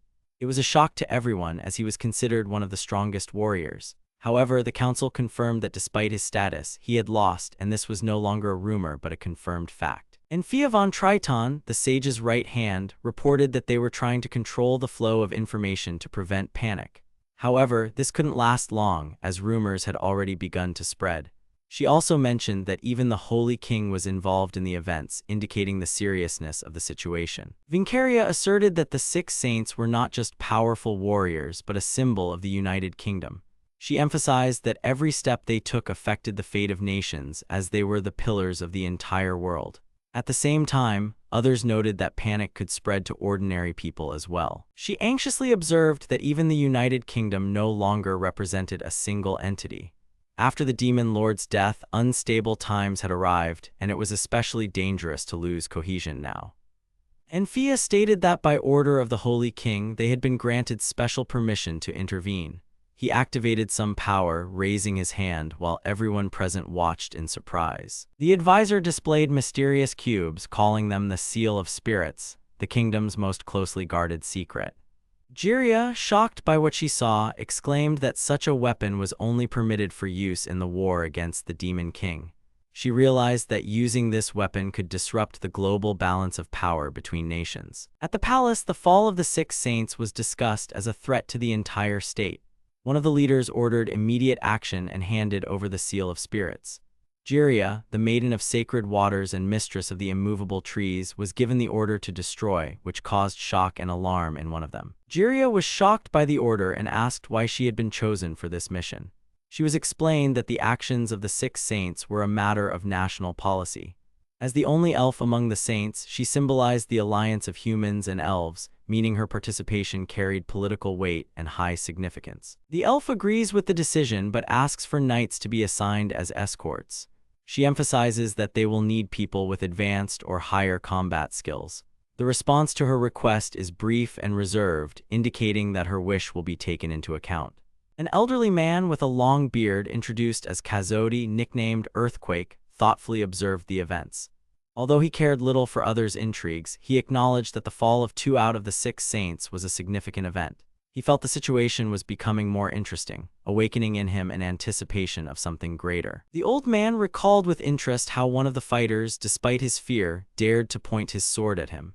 He noted that the fighter managed to defeat the young man of fire, which made him an unusual opponent. He hadn't encountered anyone like that in a long time. It was suggested that he might be the one to win the upcoming battle. Someone loudly called out to the old man, addressing him as Grandpa. The young man ran across the roof, searching for the old man and calling out loudly, but to no avail. Soon, he spotted him elsewhere, and the old man, suspended in the air, cheerfully shouted that he was really enjoying all of this. Then, he chided the young man for not knowing his heritage. A huge winged beast angrily demanded to know the whereabouts of a certain scoundrel. One of the escorts, noticing Nails, pointed out that the Bone Lord whom they were looking for was actually busy repairing a wall. The winged warrior loudly expressed his indignation, but he was interrupted by a calm remark.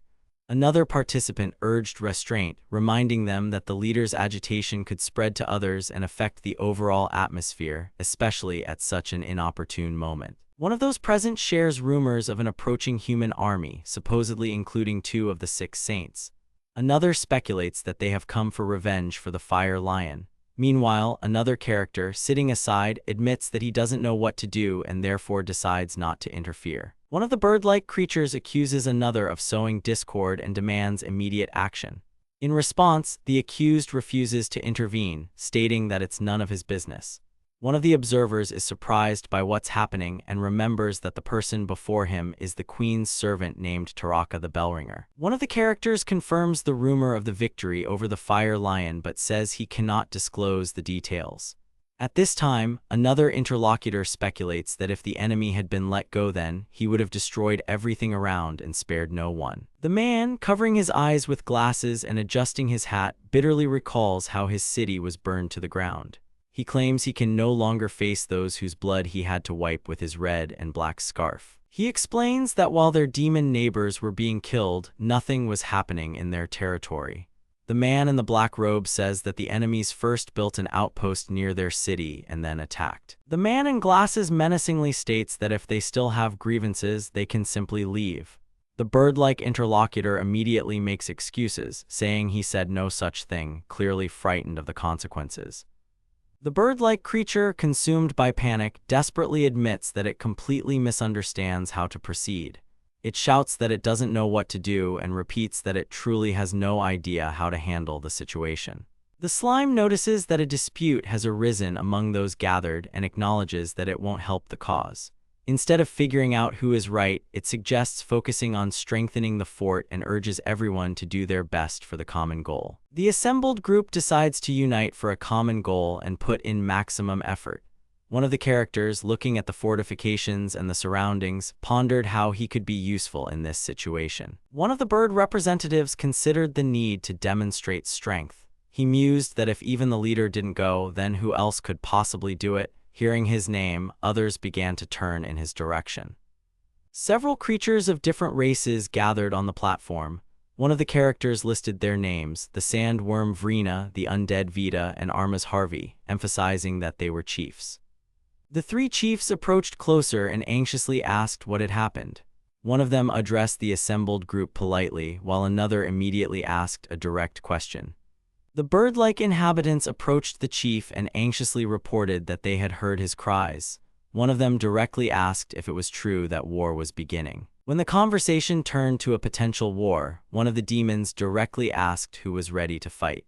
One of them pointed out that they were just a group of demons, not a full-fledged army, and even returning soldiers from the previous war wouldn't be able to change the outcome. Alarming words were spoken about the enemy having a massive army, and now all they could do was think about what to tell the children.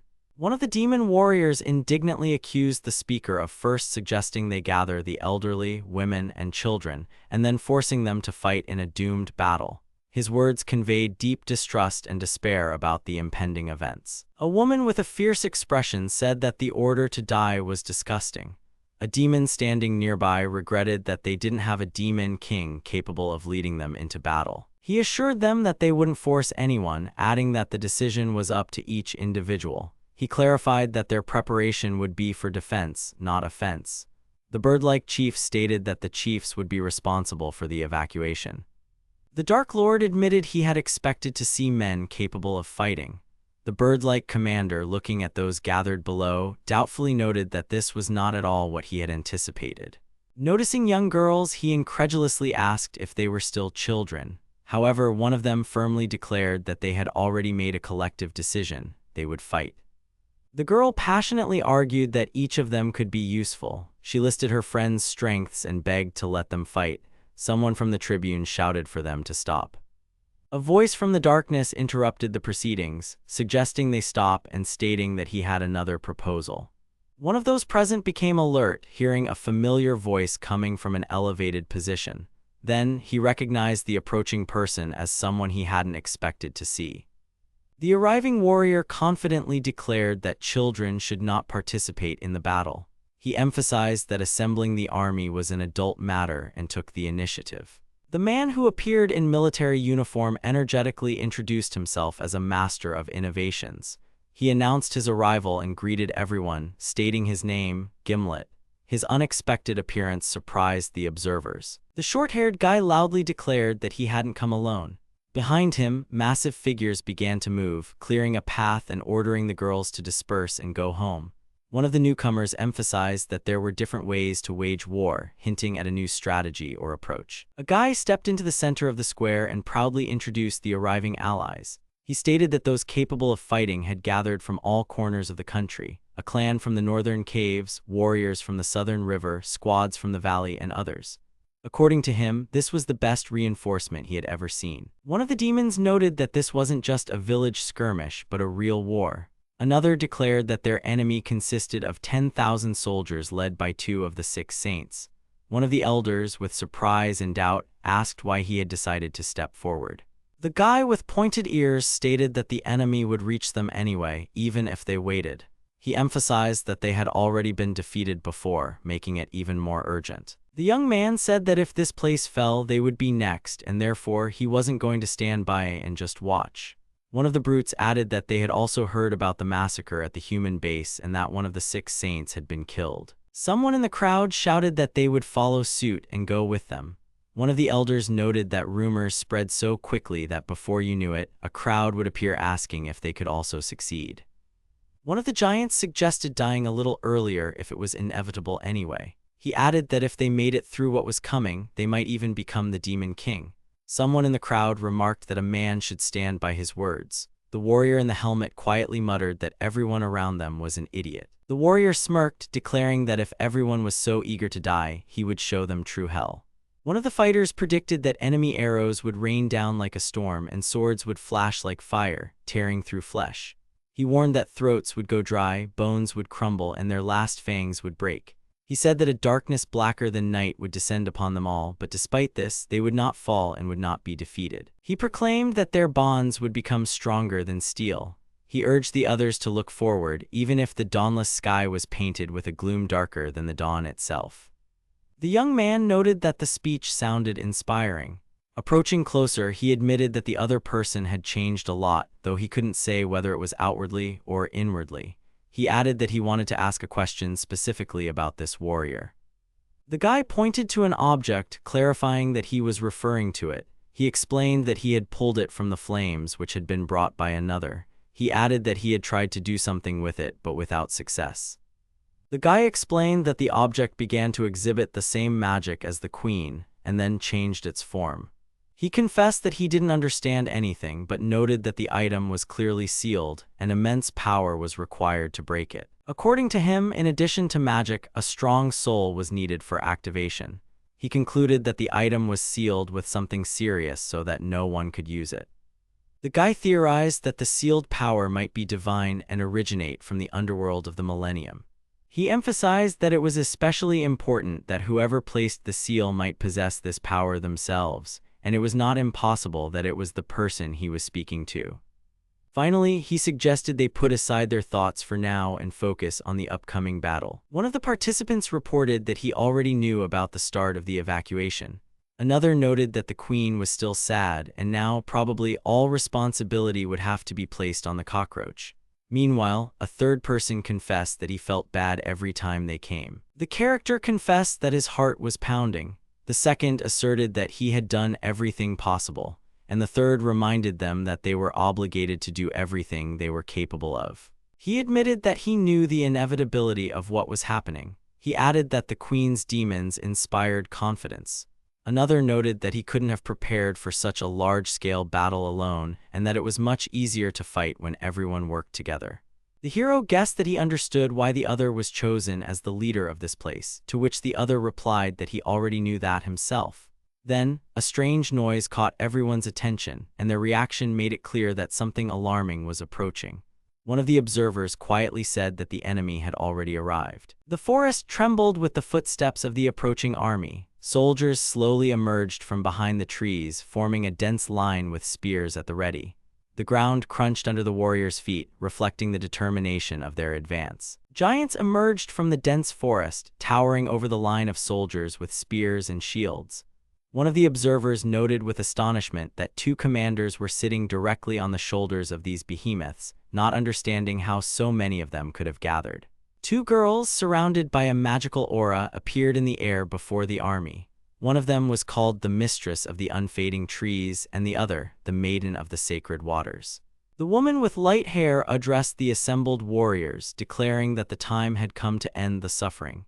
She announced that demons had captured the old castle and were using it as a fortress, but emphasized that ordinary people might be scared, whereas they had no intention of retreating. The commander, addressing the assembled soldiers, reminded them that they were warriors who had risen against the enemy for the fallen hero Varos. He called them to vengeance and encouraged them to go forward in the name of God, assuring them that the enemy's death would be at their hands. Enraged, the warrior woman gave the order to open fire. At her command, soldiers with drawn crossbows began to shoot, and one of the projectiles launched forward. The projectile flew swiftly towards the enemy and crashed into the fortification, causing a series of powerful explosions. Debris scattered, destroying the upper parts of the wall and raising plumes of smoke. The feathered ones noted with surprise how the enemy's arrows burned up in the air one after another. The second explained that the Dark Elves had erected a powerful barrier that was impossible to simply break through. It was explained that the Great Barrier consisted of many fire obstacles placed in different locations. He added that even breaking through one of these defenses was an achievement, and for an ordinary soldier, overcoming all of them was simply impossible. The barrier could be used not only for defense but also as a means of attack. He added that ballista projectiles were scorched, coated with an incendiary mixture, and then fired. The character explained that the arrow ignites when passing through the barrier but does not burn up. He added that such a projectile inflicts enormous damage on the enemy and leads to heavy losses. Fiery arrows began to strike the army, causing powerful explosions and panic among the soldiers. The troops tried to dodge the blows, but the flames quickly engulfed the battlefield and the nearby forest. One of the knights noticed that the flames were spreading rapidly across the ground. The soldiers realized that the soil had been pre-soaked with fuel, and before they could even be surprised, a powerful explosion followed. The ground beneath the soldiers' feet suddenly began to crack, and the earth gave way, forming huge fissures. One of the warriors found himself at the epicenter of the collapse and began to fall into the bottomless darkness, while the others frantically tried to understand what was happening. Huge worms burst from underground, striking the enemy and completely disrupting their formation. One of the warriors frantically realized that the enemies had used a hidden underground vein, and another admitted, this wasn't just their strength, their commander truly knew how to wage war. The commander ordered the worm attack to cease and for the mechanism called Dancing Lion to be activated. After confirming readiness, the fighters began to operate the device, turning a massive mechanism.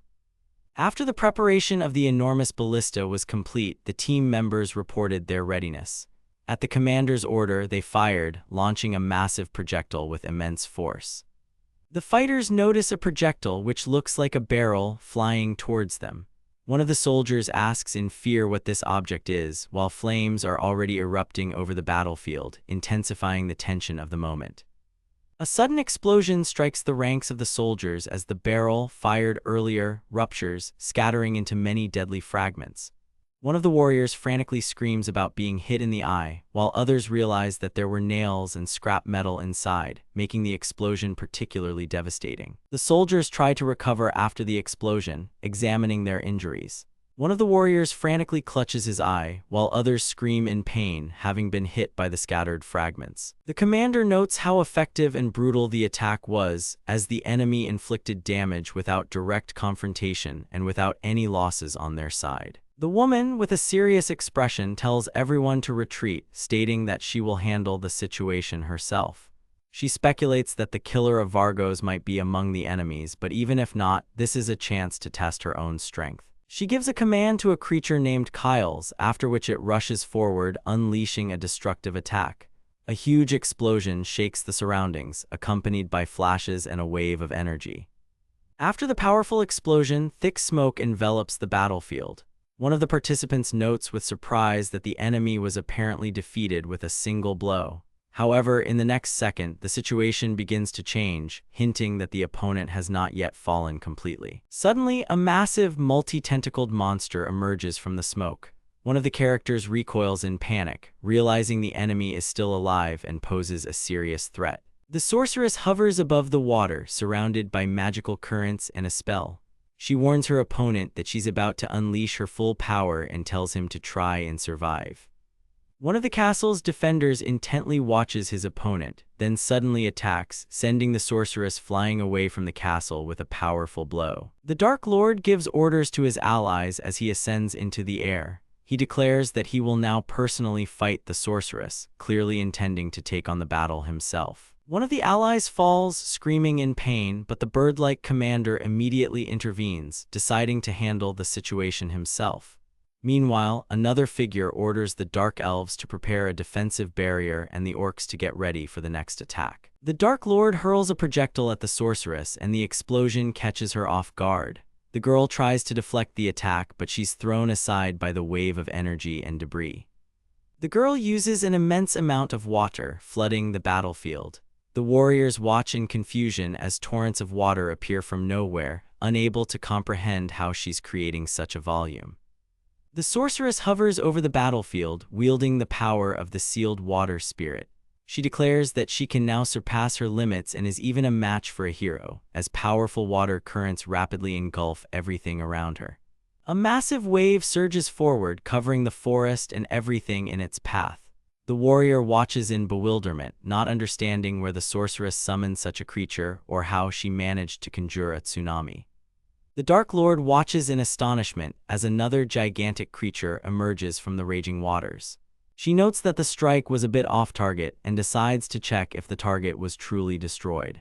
The sorceress manages to deflect the sudden attack, but her opponent proves resilient. She acknowledges his strength but immediately questions his tactics, believing he's trying to win by only retreating. She confesses that she's always dreamed of having her own castle. She hints that after the battle is over, they should destroy the current castle to claim it. Her opponent reacts coldly, stating that talk is unnecessary and challenges her to a test of strength. The orcs watch in panic as warriors begin to fall from the sky one after another. One of them cries out in horror while others prepare for battle, comparing the enemies to a swarm of ants. Despite the numbers, they charge into the attack, accepting the challenge. One of the fighters charges into the enemy ranks, crushing orcs with incredible force. His blows cause terror and confusion among his opponents. One of the orcs frantically admits that he's already gone berserk, watching the mass slaughter. The orcs watch in surprise as a gigantic beanstalk rapidly begins to grow from the ground. They observe in confusion as it rises higher and higher, not understanding their opponent's objective. The enormous beanstalk continues to grow rapidly, clearing space around it.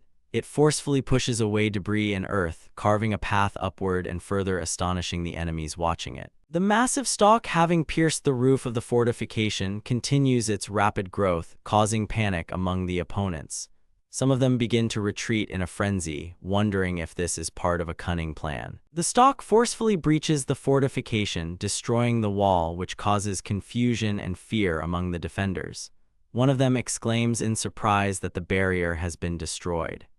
The girl watches the wall's destruction, noting the power of her attack. She speaks with interest to her companion, reminding him of past attempts and suggesting he join the hero. The creature below stands amidst the ruins, ready to continue the fight. The Dark Lord lunged forward, threatening to turn his opponent's head into a trophy. In response, the enemy fighter dodged and unleashed a powerful spell, causing giant spikes to erupt from the ground, aimed directly at his foe. The sorceress calmly observed the attack, commenting on the spell's dramatic name. She dismissively stated that the enemy was wasting his time and warned that in the next moment, she would grant him a swift death.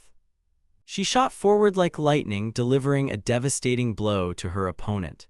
An explosion of energy scattered in all directions, knocking down nearby fighters. The Dark Lord admitted that his opponent was stronger than he expected, but noted that they had been delayed for too long. He listed those currently in the castle: the sorceress, who was equal in power, former members of Vargos' squad, and elite knights.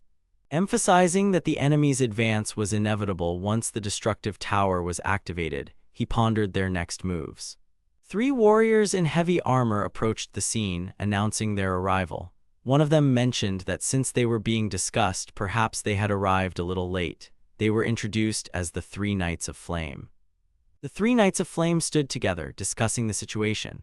One reminded them that their lord had initially commanded the war, and now they couldn't stand by. Another expressed determination to take responsibility to uphold their honor before Vargos. The third anxiously noted that if they didn't hurry, all the credit would go to the other 2 of the 6 saints. The 3 knights discussed the enemy's possible location.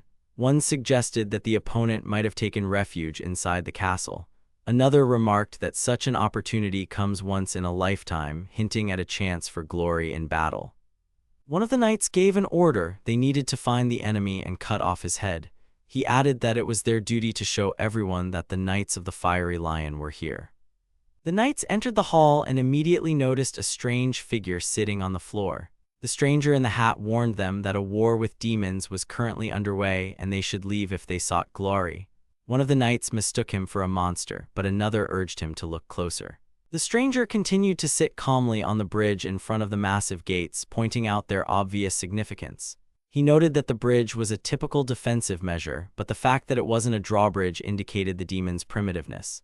Meanwhile, the knights prepared to attack, rapidly approaching. The man in the hat coldly agreed with the remark about humans, noting their arrogance.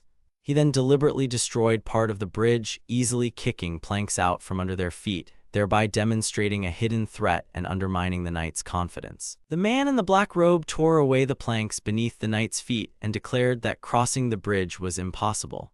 He warned that anyone who dared to take a step forward would become mere rust on his sword, emphasizing the difference between human pride and demonic cunning. The 3 knights charged forward, shouting threats, but the man in the black robe reacted instantly. In the next moment, the space was illuminated by flashes of energy, and he delivered a lightning-fast counterattack. The man in the hat withstood the furious attack of 3 opponents and struck back. One of the knights tried to take the initiative, shouting that it was time to finish the fight, but his opponent was already counterattacking. The man in the hat unexpectedly leaped upward, grabbing one of the knights by his cloak. His sudden tug caught his opponents off guard, and one of them, in astonishment, didn't understand what was happening. He charged forward with determination, attacking the enemy with his staff. One of the knights tried to stop him, shouting that he wouldn't be allowed to pass. In response, he furiously pushed him away, demanding he yield the path. The man in the black hat slowly raised his weapon, delivering a speech about how peace was unattainable. He declared that instead, he would lead his enemies into the abyss, standing on blood-soaked ground. His resolve remained unwavering, despite the simple and broken tools in his hands. The soldiers frantically tried to hold back the advance, covering the entrance and raising their shields. One of the commanders ordered them to hold their positions, warning that more waves of enemies would follow the first. Huge warriors and countless creatures burst from the fortress, launching a swift assault. The soldiers at the gate tensed, bracing themselves to repel the approaching attack. The creatures on the front lines realized they couldn't handle the enemy's numerical superiority. One of the older fighters smirked, declaring that it was now their time to repay everything that had happened. Several giants stepped forward and ordered the others to retreat. One of them suggested using their bodies as a living shield to protect the rest and hold back the enemy's advance. One of the giants remarked with a grim chuckle that even their dead bodies would make a good wall. He urged everyone to give their maximum effort, announcing that it was time for a grand performance. A barrage of arrows and debris rained down from the sky, causing chaos among the defenders. One of the giants was wounded in the face, while another tried to shield himself with an improvised barrier. An explosive wave scattered the fighters, plunging the battlefield into disarray. One of the warriors, breaking through the debris, swiftly attacked the enemy, delivering devastating blows. From the other side, a giant charged forward but was met with a powerful counterattack. One of the defenders used a spear to incapacitate an opponent, forcing them to retreat under pressure. The warriors winced in pain, barely staying on their feet. The battlefield was littered with fallen bodies, and one of the knights, mortally wounded, collapsed to the ground. Below, another fighter fell into the dust, clearly unconscious after a powerful blow. Armored soldiers hastily reported the loss of key positions. One of the bridges had collapsed, a tower was destroyed, and the gates were breached. Meanwhile, one of the wounded warriors, lying on the ground, despairingly admitted that it was all over. The commander, raising his sword, led his troops directly to the main battlefield. The soldiers charged with shouts, but a sudden explosion in the forest caused them surprise and confusion. The soldiers watched in panic as a firestorm engulfed the camp. One of the commanders yelled, ordering an immediate halt to the advance and a retreat. Everyone was stunned. A forest fire had erupted, and now flames were consuming the camp area.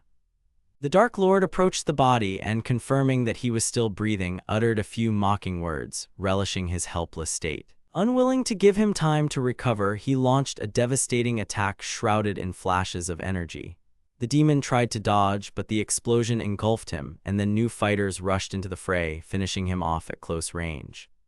The Dark Lord, in the midst of the raging fire, calmly reminded them that he needed to be destroyed as quickly as possible. He warned that otherwise, everything around them would turn to ash. He calmly continued to deliberate amidst the burning forest. He noted that dry wood was excellent fuel and hinted that the enemy's water source would soon run out if they used it too actively. The Dark Lord, with cold calculation, continued his speech, pointing out that the entire forest had already become fuel for his flames. He posed a rhetorical question to the enemy, reminding them how many trees they had already drained in an attempt to stop the fire. He continued to exert psychological pressure, asserting that even the slightest spark could destroy the entire camp. He reminded them that an army without supplies was doomed, and the responsibility for this now lay with the enemy. The Dark Lord noted with a grim smirk that he did not approve of attempts to extinguish the fire. His words sounded like a warning, implying that any intervention would only worsen the situation. As the warriors rushed to attack, the mysterious opponent effortlessly parried their blows. One of the commanders realized in a panic that even the elite couldn't defeat this foe, despite his appearance as an ordinary goblin.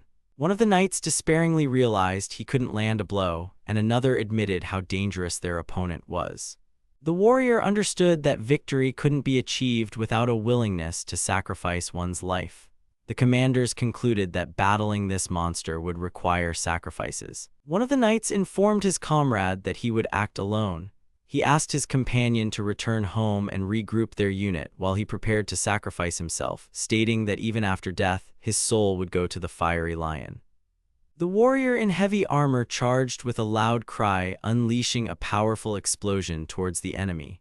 In the next panel, another character watched the events unfold intently, gripping the hilt of his weapon tightly. The armored warrior delivers a powerful blow that sends the enemy flying backward, pierced by a flash of energy. In the next moment, a cloaked figure darts away, dodging the impact, and is sharply thrown aside by the force of the strike. The figure in the hat finds himself cornered against a massive wooden door. The heavily armored opponent advances with his sword, confidently declaring an imminent victory, while the cornered individual grips his weapon's hilt, preparing for a final stand. The warrior in heavy armor uses an ultimate combat technique that drastically increases his strength but places critical strain on his body. His movements become bestial, his energy grows even after brief use, and he launches a powerful attack despite the risk of a fatal outcome. The knight, consumed by rage, charges into battle with incredible speed. He rapidly closes the distance and delivers a powerful blow to the enemy, knocking them off their feet. The warrior in the hat fights with great speed, parrying attacks and dodging the enemy's blows.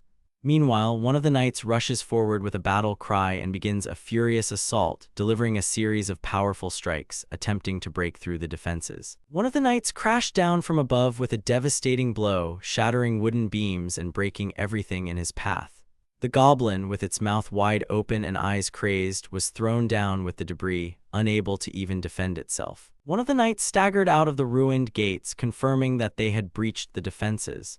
His comrades greeted him joyfully, thinking victory was already theirs. However, he himself could barely stand, his body was exhausted, and the strain on his system had been excessive. The armored warrior stood before the defeated body of his opponent, as the queen's voice echoed from above, breaking the silence.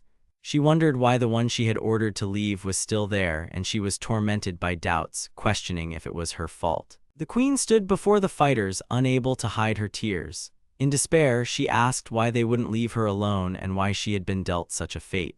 One of the knights, irritated by her words, was already preparing to strike. During a furious attack, the warrior in heavy armor charged at the enemy with his sword drawn. The goblin managed to react to the swift advance, deflecting the blow at the last moment. The armored warrior closed in on the enemy, gripping his weapon. The creature in the black robe prepared to strike, but someone present was suddenly hit, surprising the observer. The knight declared that he would take the enemy with him. Suddenly, it became clear that he was not the true target of the attack. The opponent realized with astonishment where the weapon was aimed, and the snake-bodied creature he called the queen was struck. The Dark Lord noticed that his opponent was still alive and mockingly stated that she had made a huge mistake.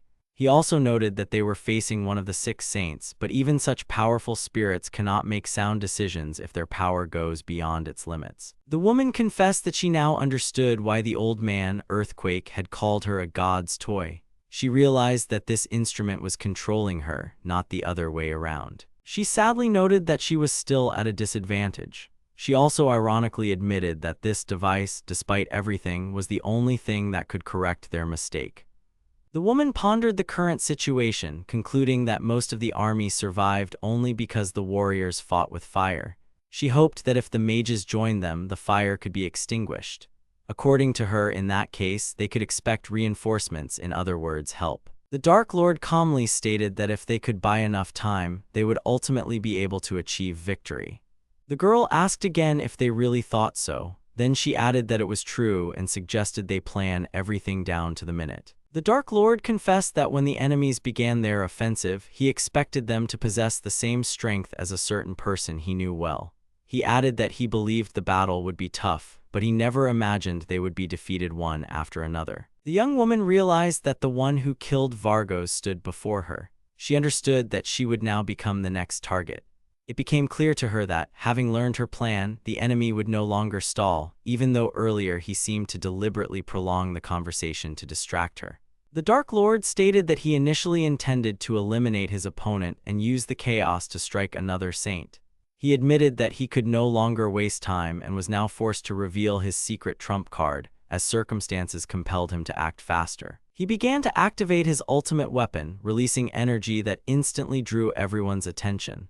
The young woman watched in confusion, wondering if this truly was the secret trump card. She felt the pressure and tried to understand if the enemy was preparing to attack. The Dark Lord continued to unleash his final power, creating a terrifying construct of black spikes.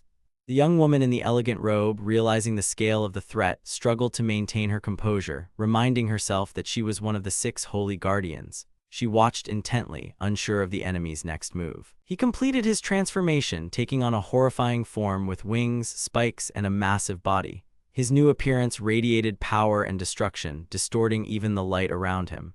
The giant's silhouette filled the arena as if darkness itself had taken on flesh. The Dark Lord looked forward and quietly declared that the curtain had fallen. His words sounded like a grim prelude to the final act while the saint stood ready for battle opposite him. He stated that out of respect for her, he would give his all and go as far as possible. The young woman understood that her chances of victory were vanishingly small. She breathed heavily, feeling chills and sweat, her entire body screaming to run.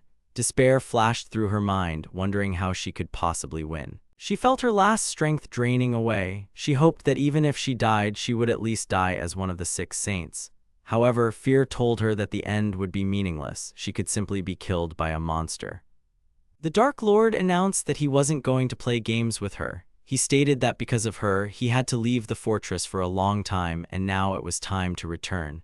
He then wondered if everything was all right with the others. Vinkari tried to gather her strength. She told herself that it didn't matter who stood before her, for she was one of the 6 saints and couldn't afford to die so easily. The young woman activated the Seal of Spirits, fully aware of its cost. She knew it granted incredible power and the ability to use forbidden techniques, but in return, the seal consumed life force. The Dark Lord effortlessly shattered his opponent's attack and coldly commented on her choice. He noted that transforming her body into water was a mistake, as water is easily evaporated. He squeezed his enemy in his hands and coldly stated that her fate would not change. He explained that he would simply heat her if he couldn't cut her, adding that he had no intention of backing down. The young woman realized that her death could affect others, even if she herself couldn't escape her end. Vinkari speculated that the enemy couldn't maintain his current form for long, otherwise he would have used it from the very beginning. She declared that she was willing to die as many times as necessary just to buy a little time for her allies. She was determined to continue the fight no matter what. She said that she wasn't so simple as to be ignored and added that she wouldn't give up, even if she could only delay the enemy for a second. The young woman furiously shouted that he shouldn't think he could simply defeat all 6 saints. She emphasized that such a victory would not come without sacrifices. She declared that she was Vinkari, the Maiden of Sacred Waters, protector of the country and sword of the king. She stressed that she would never retreat. Jirya explained that a divine-level spell is created in exchange for the caster's life. She added that only Vinkari, Tears of the Saints, could summon this rain. The soldiers started complaining that reality was far different from what they'd been promised. One of them indignantly recalled being told it would be a simple cleanup after the Demon King's death and that no one would die. The girl standing above them wearily admitted she was fed up with it all. One soldier despairingly acknowledged that everything they believed in was a lie. He stated that they were dying like insects, and without the support of the girl named Vinkari, food was burning, water was scarce, and the situation was becoming critical. The warriors pleaded with Jirya to let them go home. They confessed that everyone was shocked by the Tears of Saints spell, and the defeat of one of the 6 saints was too great a blow for them all. One of the warriors warned that the soldiers might disobey orders and flee at any moment. He asked for a demonstration of the 6 saints' power to boost the army's morale. The girl decided to use magic despite the potential consequences. She explained that if she failed, she would be more useful as a sacrifice. The warriors, gripped by panic, began to feel their bodies losing control, not understanding what was happening. Jirya activated a forbidden technique that required a sacrifice. The soldiers watched in shock. The warriors asked why such a dangerous spell had been used. The girl accused another character of foolishness, reproaching them for their thoughtlessness. One of the knights was wrapped in magical vines and lifted into the air, while the tree giant anxiously cried out Jirya's name. She concluded that everyone else was useless. Jirya mentally planned how to justify herself to the king. She decided to feign being a victim and make it seem like she fought to the end, though in reality, she was annoyed by the situation and regretted getting involved. The girl made no secret of her irritation. She confirmed that everyone who was hindering her had been eliminated, and now she could calmly proceed with her next actions. The queen watched as Taraka was wounded. Taraka struck a soldier. Heavily wounded and bleeding, he struggled to speak, trying to justify himself. The woman stood stunned, realizing that everything happening was a consequence of her mistakes. Taraka delivered grave news about her sister to the girl, citing the Bone Lord's account. The girl reacted with unexpected fear, sharply rising from her bed. He continued to recount her sister's suffering, mentioning her disfigured body and unyielding will until the very end. The girl listened anxiously, imagining how her sister would look at her if she saw her in her current state. With a firm expression, he reminded the girl that her sister would live as long as her memory remained in her heart. He emphasized that it was now up to her to decide how to continue living. Taraka, his face contorted with rage, shouted that even if she had to crawl in the dirt and eat roots, she must keep living. He desperately urged the girl to live for her sister. He calmly said that they would meet her sister again. He added that everyone needed her help now, urging her not to give up. The man wearily admitted that everything happening felt like a string of failures. He said that despite this, giving up while lying in bed would be especially disheartening. Realizing he might be asking too much, he still asked her to fight to the very end. He confessed that he didn't know what words to choose for support, but he still asked her not to give up. As the man left, he reminded her that all storms eventually end, leaving only clear skies behind. He said he would go get an umbrella. Taraka felt his strength draining with each step, his legs burning. He looked up at the sky anxiously, wondering about the strange rain that felt unusual. He clenched his fist, feeling the curse poison his body. Despite the pain, he admitted to himself that he still wanted to take at least one of the 6 saints down with him.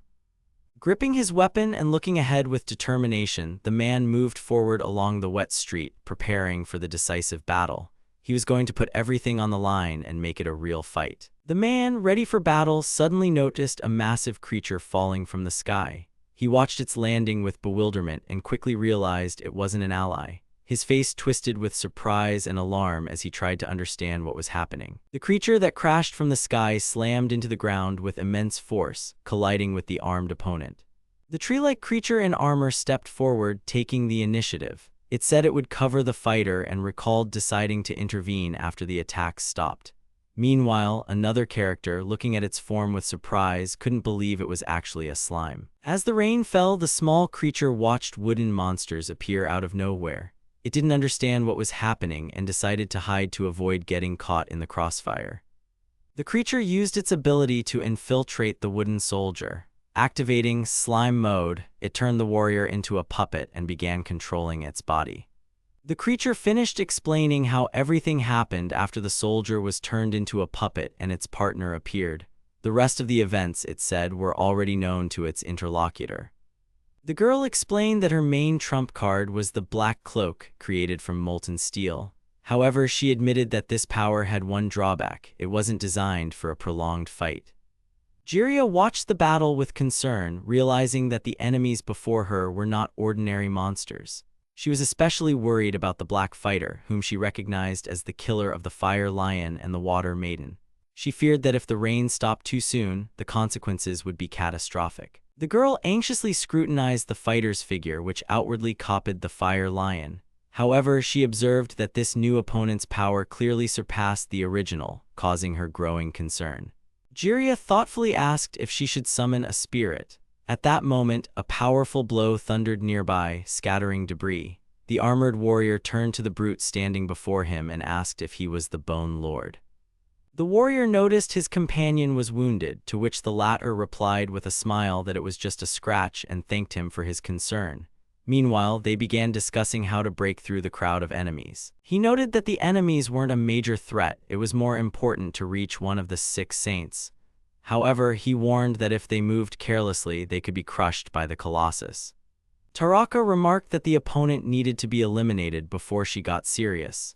He proposed his idea and asked if the others wanted to try his plan. One of the fighters loudly declared that he felt like a gardener pulling weeds and asked if the others were finished. Meanwhile, 2 others discussed a plan. One suggested having fun, and the other approved the idea and asked for permission to address the commander. The character in the hat noticed that the opponent started moving strangely and expressed caution.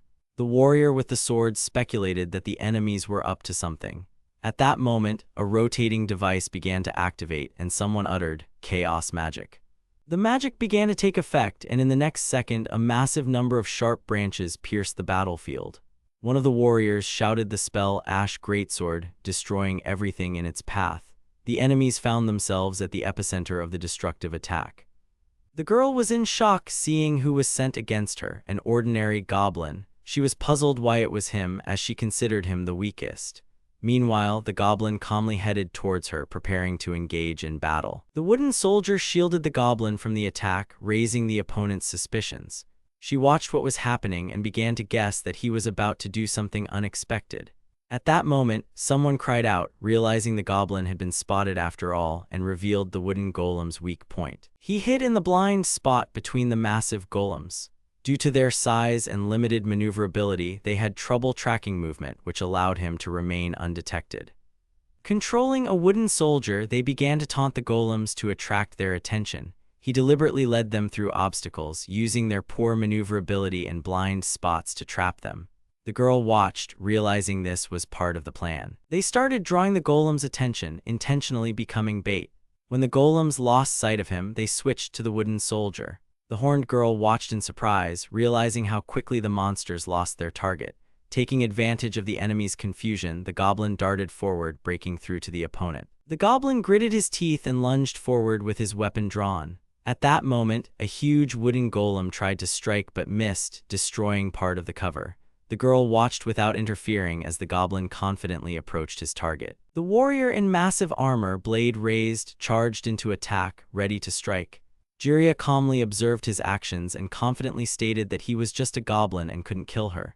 Meanwhile, the goblin, using an improvised spear, hurled it forcefully in her direction. The heavily armored warrior, wearing a skull-shaped helmet, loomed over Jiraiya, holding his shield in a combat stance. She looked up at him, as if preparing to defend herself or cast a spell. Jiraiya recoiled with a frightened expression, seeing the heavily armored warrior's massive sword descend forcefully before her. The blade plunged into the ground mere inches away, creating a shockwave among the leaves and water. She mockingly commented on the failed attack, stating she was surprised she managed to dodge. She reminded him that wood magic is vulnerable to fire and that she wouldn't be easily killed with a single blow. The warrior silently watched as her figure disappeared behind the foliage once more. The opponent rejoiced at the start of the rain, calling it her support. She explained that this water was the tears of saints, created by someone sacrificing their life. Holy water not only extinguished fire but was also lethally poisonous to demons and accelerated tree growth, making them stronger. Jiraiya mused aloud about her former partner. She admitted she hadn't particularly wanted to work with her, considering her too weak, but now acknowledged that she was at least somewhat useful. The Dark Warrior held his weapon firmly and declared that he didn't care what others did. He stated that it wouldn't affect what he himself intended to accomplish. The armored warrior calmly declared that he would kill his opponent right there. In response, Jiraiya, with a crazy smile, screamed that time was up and called him an idiot. After that, the armored warrior delivered a crushing blow. The armored warrior spots the enemy and prepares to attack. The opponent punches him in the head. The armor cracks and the warrior is thrown backward. The opponent continues the attack, breaking through the ground. Another asks his comrade if he's okay. He said Taraka's death was in vain. The others discuss that they won't be able to surprise the opponent a second time. One of them adds that she won't take her eyes off them now. He notes that without Taraka, they might try to find the enemy's hideout. Jiraiya also thinks that if he had been a little faster, he would have already killed her. Then she says they need to use the wooden golems as sacrifices to release the spirit. The girl with the ribbon in her hair says she won't wait and watch, and that they need to get ahead of the enemies before they attack again. A huge wooden golem appears before the characters. The girl calls it the King of Trees and the Serpent Dragon, then she orders it to eat. The wooden golem grabs another wooden golem and starts eating it. It devours its body, tearing off chunks.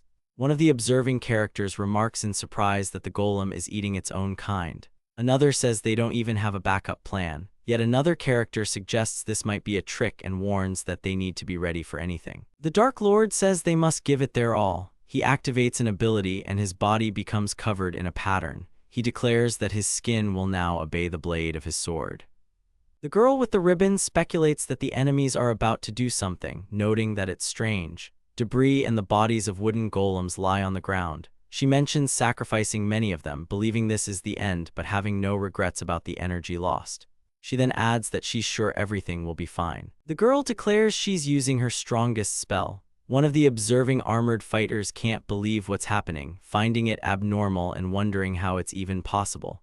The next moment, a powerful explosion occurs, causing destruction and throwing the enemies back. An enormous dragon appears before the fighters. The dragon soared into the air and turned, preparing to attack. One of the fighters ascended into the sky using magic. The dragon directed long roots towards him. A warrior on the ground volunteered to fight, telling the dragon to come at him. The girl with the beret didn't understand what was happening. The armored fighter explained that the true power didn't belong to a person but to the creature itself. He described its abilities as regeneration and shape-shifting. She noted that its outer shell was tougher than steel and remained intact even after repeated destruction. It could even regrow lost limbs. The more it was destroyed, the stronger it became, and the more creatures it absorbed, the more powerful its abilities grew. She reported that the creature had absorbed 10,000 soldiers, explaining that it now possessed all the qualities of a typical dragon to their fullest extent. Now that both fighters are here, even the bravest heroes wouldn't want to face this creature. She added that she wasn't going to let her guard down.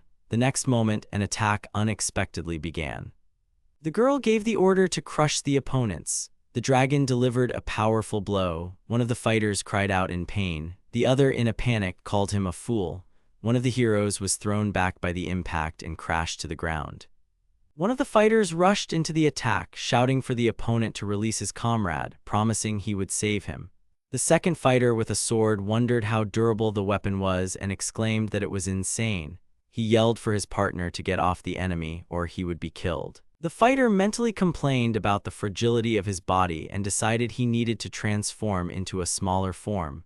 However, another character confessed that he had been trying to cancel the transformation for a while but couldn't, suggesting there was some kind of limiter. He rushed to his fallen comrade, mentally screaming for him not to dare die. He was in despair, thinking he was just being mocked. One of the fighters mused that he wouldn't be able to call anyone for help. He believed the idea of using a puppet technique to capture the enemy was absurd. He also realized that his comrade had already used resurrection once. He thought that his soul wouldn't withstand a second rebirth, which would lead to death. He begged his comrade not to die and not to leave him, shouting for him to live. The second fighter, losing consciousness, thought he didn't care, but his friend still had to fight. At that moment, an explosion occurred. The girl watched, declaring that this was the end. Jiraiya said that they could now examine the corpse. However, when she looked, she noticed the body had vanished. Two exhausted fighters sat together on the battlefield in the rain. The fighter noticed the opponent's body was gone and speculated it might have been teleportation magic. He wondered who could have used it. Meanwhile, his wounded comrade groaned and he noted it aloud. He rushed to his friend, mentally accusing him of using teleportation. He demanded to know why he hadn't done it immediately, saying he had scared him badly. The second fighter quietly replied that it wasn't him. One of the fighters explained that he couldn't use magic because of the thorns, and teleportation was considered high-level magic anyway. The queen appears on the field in the rain. The queen confessed that she wanted others to abandon her and blame her, stripping her of her right to be queen. She recalled how, even after death, those who were with her continued to admire her, saying it was normal to run away. She realized it was better to die herself than to allow any more demons to die. Despite it being too late, she declared that she would fight. The queen apologized for her foolishness, saying it took her a long time to understand everything. The Dark Lord was also glad she was okay and called her queen. The queen thanked him, though he noted it wasn't the time to worry about others. She pointed out that both of them were in bad shape and said she would fix everything now. The queen used a magic spell called Moonlight Healing Butterflies. Glowing butterflies appeared around her, filling the space with radiance and beginning to heal those present. Someone else compared the magical light to a grave of fireflies. The queen replied that it was beautiful. One of the fighters thought it was still a bit creepy and wondered why his hair had grown back. The queen explained that this can happen when you truly use magic. One of the heroes said he felt better now and noted that the queen's magical power had become much stronger than before. He asked if she could enhance magic. The queen replied that she wasn't herself during the escape, but magic is an art of the mind. She added that she didn't understand why she even had to explain anything. The knight asked if the queen could empower him with magic. He explained that if she could do that, he would have a chance to win the fight. The queen, surprised, asked why he needed magic as it was a basic spell. She wondered what he meant. Jiraiya cursed, asking where they were hiding, and said she couldn't find them even with a search spell. She mused that if the enemies weren't in the forest where they tried to find them through plants, then perhaps they were in a place devoid of vegetation, such as the scorched earth near the castle or even inside the castle itself. She wondered if they had hidden a wizard in the castle for an escape. Perhaps he had teleported them to him. With disgust, she thought about what vile pieces of crap they were and wondered if there were still people left in the castle. The girl said she would go to the castle just in case. Soon, she felt an unusually strong magical energy and was surprised, wondering what kind of power it was and what was happening. Seeing a figure on the wall, she noticed it was a human silhouette. After that, she irritably added that they were like stubborn bastards. The queen asked worriedly if he was all right and reminded him that he should be aware that he could be torn apart by so much magic. He just laughed and told her not to worry, that it wasn't a problem. He added that she shouldn't bother her head with it and just start casting. She noted that it was a high-level magic and added that its quantity could be enough to blind. Then she said that an ordinary demon would have already reached its limit. He said that she had managed to raise him from the brink of death to such a state in a short period of time. He confessed that she was amazing and added that, at least, that's how it looked. He noted how incredible she was. Then he remarked that his interlocutor was an excellent healer, or rather, even a queen of healing. She said it was nothing. Another character was indignant that little time had passed since they met and suggested they stop flirting already. One of the characters asked if the other was considering the queen as a potential bride. To this, the Dark Lord replied that, unfortunately, he had no reproductive organs. The queen exclaimed in confusion that she didn't understand what they were talking about and called the others idiots, fools, and perverts. The hero asked if they really expected him to say whether she would become his wife after the war, adding that it would sound like a great deathbed vow. At that moment, another character noticed that someone from the Six Saints was approaching them and suggested they start acting. After that, they both expressed their readiness to start the fight, moving decisively towards the enemy. The Dark Lord said he was counting on his allies and urged everyone to try their best. After that, he sharply soared into the sky, heading into the attack.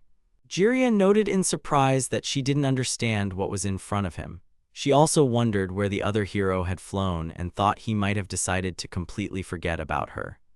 The girl thought this was good as the black one among them was the most dangerous.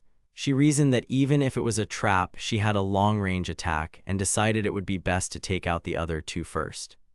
The girl cried out, surprised by what was happening. She wondered if he was going to change the weather and noticed him rising above the clouds. It became clear to her that he intended to get rid of the holy tears. She said it was already too late because the Tree King Serpent Dragon had absorbed a lot of holy water. She yelled for them to attack. The girl noticed that the enemies had repaired the dragon and even made it stronger than before.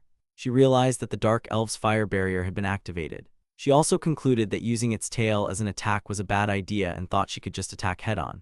At the same time, she expressed her displeasure that she was the one who had to destroy the elven barrier, saying she felt awful. The queen said she was ready. One of the heroes expressed admiration, noting that her ability to control magic was impressive.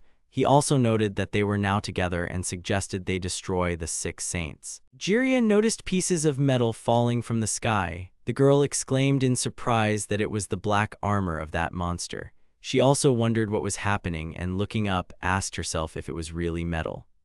They saw a terrifying creature before them. The character asserted that their bones were stronger than a dragon's, then declared that victory would surely be theirs. He said that now they had to deal with one of the Six Saints. The queen asked if he was all right, noting that he looked even bigger than he had at the base. He replied that although there were some limitations, he could still fight. He added that he felt even better than before. Then he told everyone to hold on tight. Jiria couldn't believe what was happening and indignantly exclaimed, "Who the hell is he?" Internally, she was shocked because dragons were considered the strongest creatures in the world, capable of easily subjugating the entire world. This was no ordinary dragon. Before them stood the Serpent Dragon King, possessing the most powerful body among all creatures of its kind. The girl watched the events unfold with fury. She couldn't believe that someone had managed to deal with such a creature. She was tormented by disappointment in the hero of the past who had never completed his mission. In despair, she wondered if this mysterious warrior was a descendant of the Demon King himself. The girl became enraged. Realizing there was no turning back, she decided to act. Deeming it unacceptable to simply sit and watch, she screamed that she would kill everyone and rushed into battle with determination. The Serpent Dragon King launches a devastating assault, unleashing the full power of its body upon its enemies. One of the saints, gripping his sword, prepares for a desperate resistance, while the situation clearly becomes increasingly tense.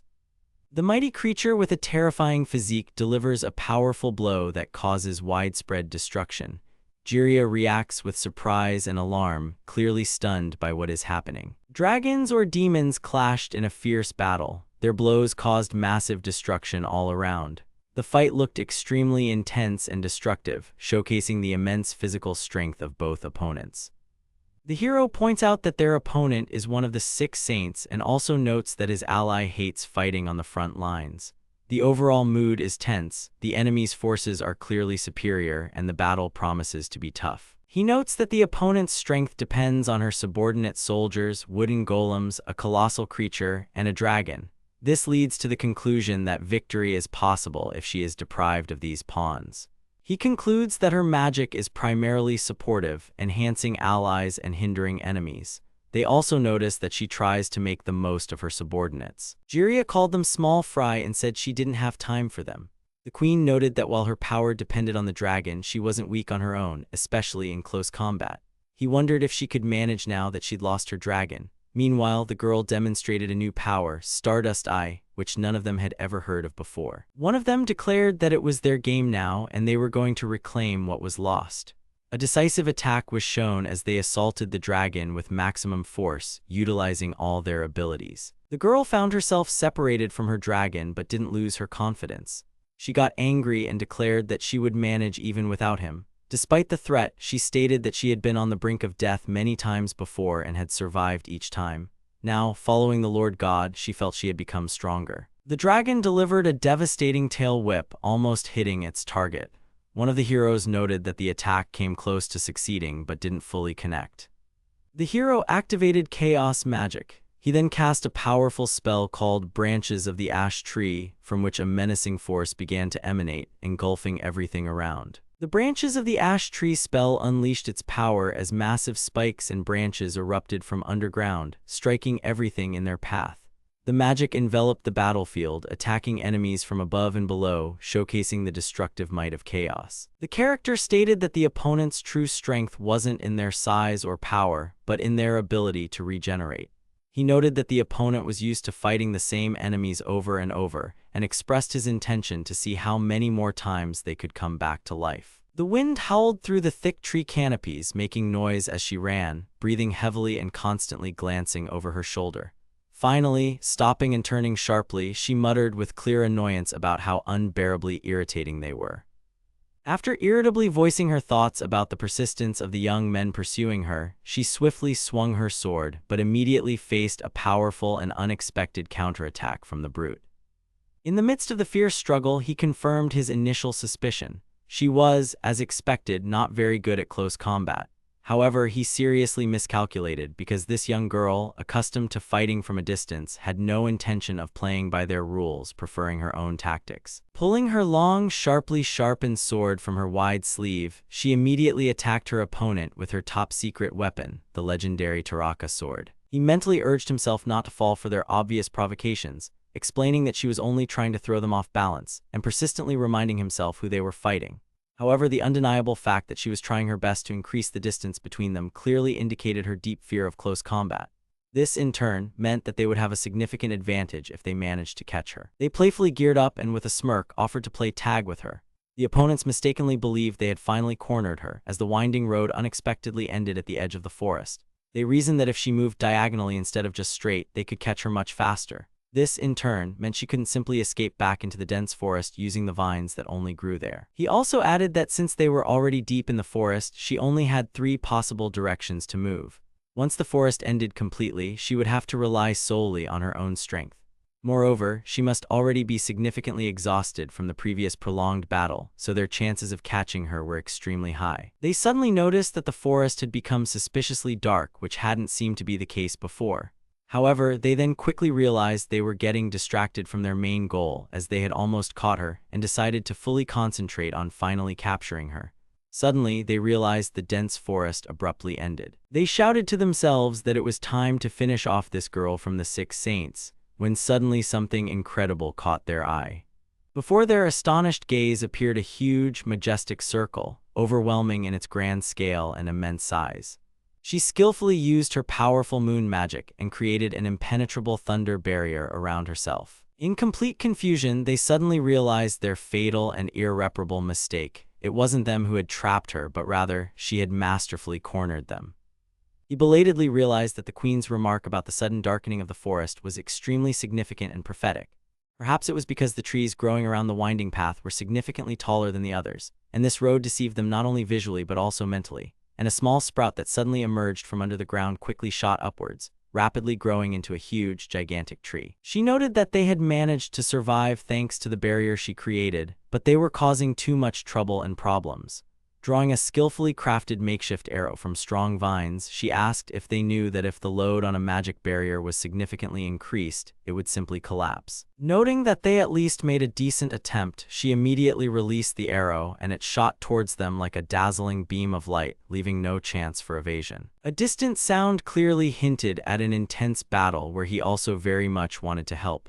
But he, unfortunately, had his own, no less desperate struggle. He felt an unknown dragon power rapidly growing and strengthening, and came to the logical conclusion that this could not be explained by simple magic. But a sudden thought struck him. The dragon was gradually freeing itself from all physical and magical limitations inherent in any living organism, and raising its power to such a threatening degree that it was ready to completely destroy itself in the process. He also clearly saw that the monster was using its incredible regeneration ability offensively, and if it only broke faster, it would be much more convenient and advantageous for them. The struggle gradually gained momentum and became increasingly fierce and merciless.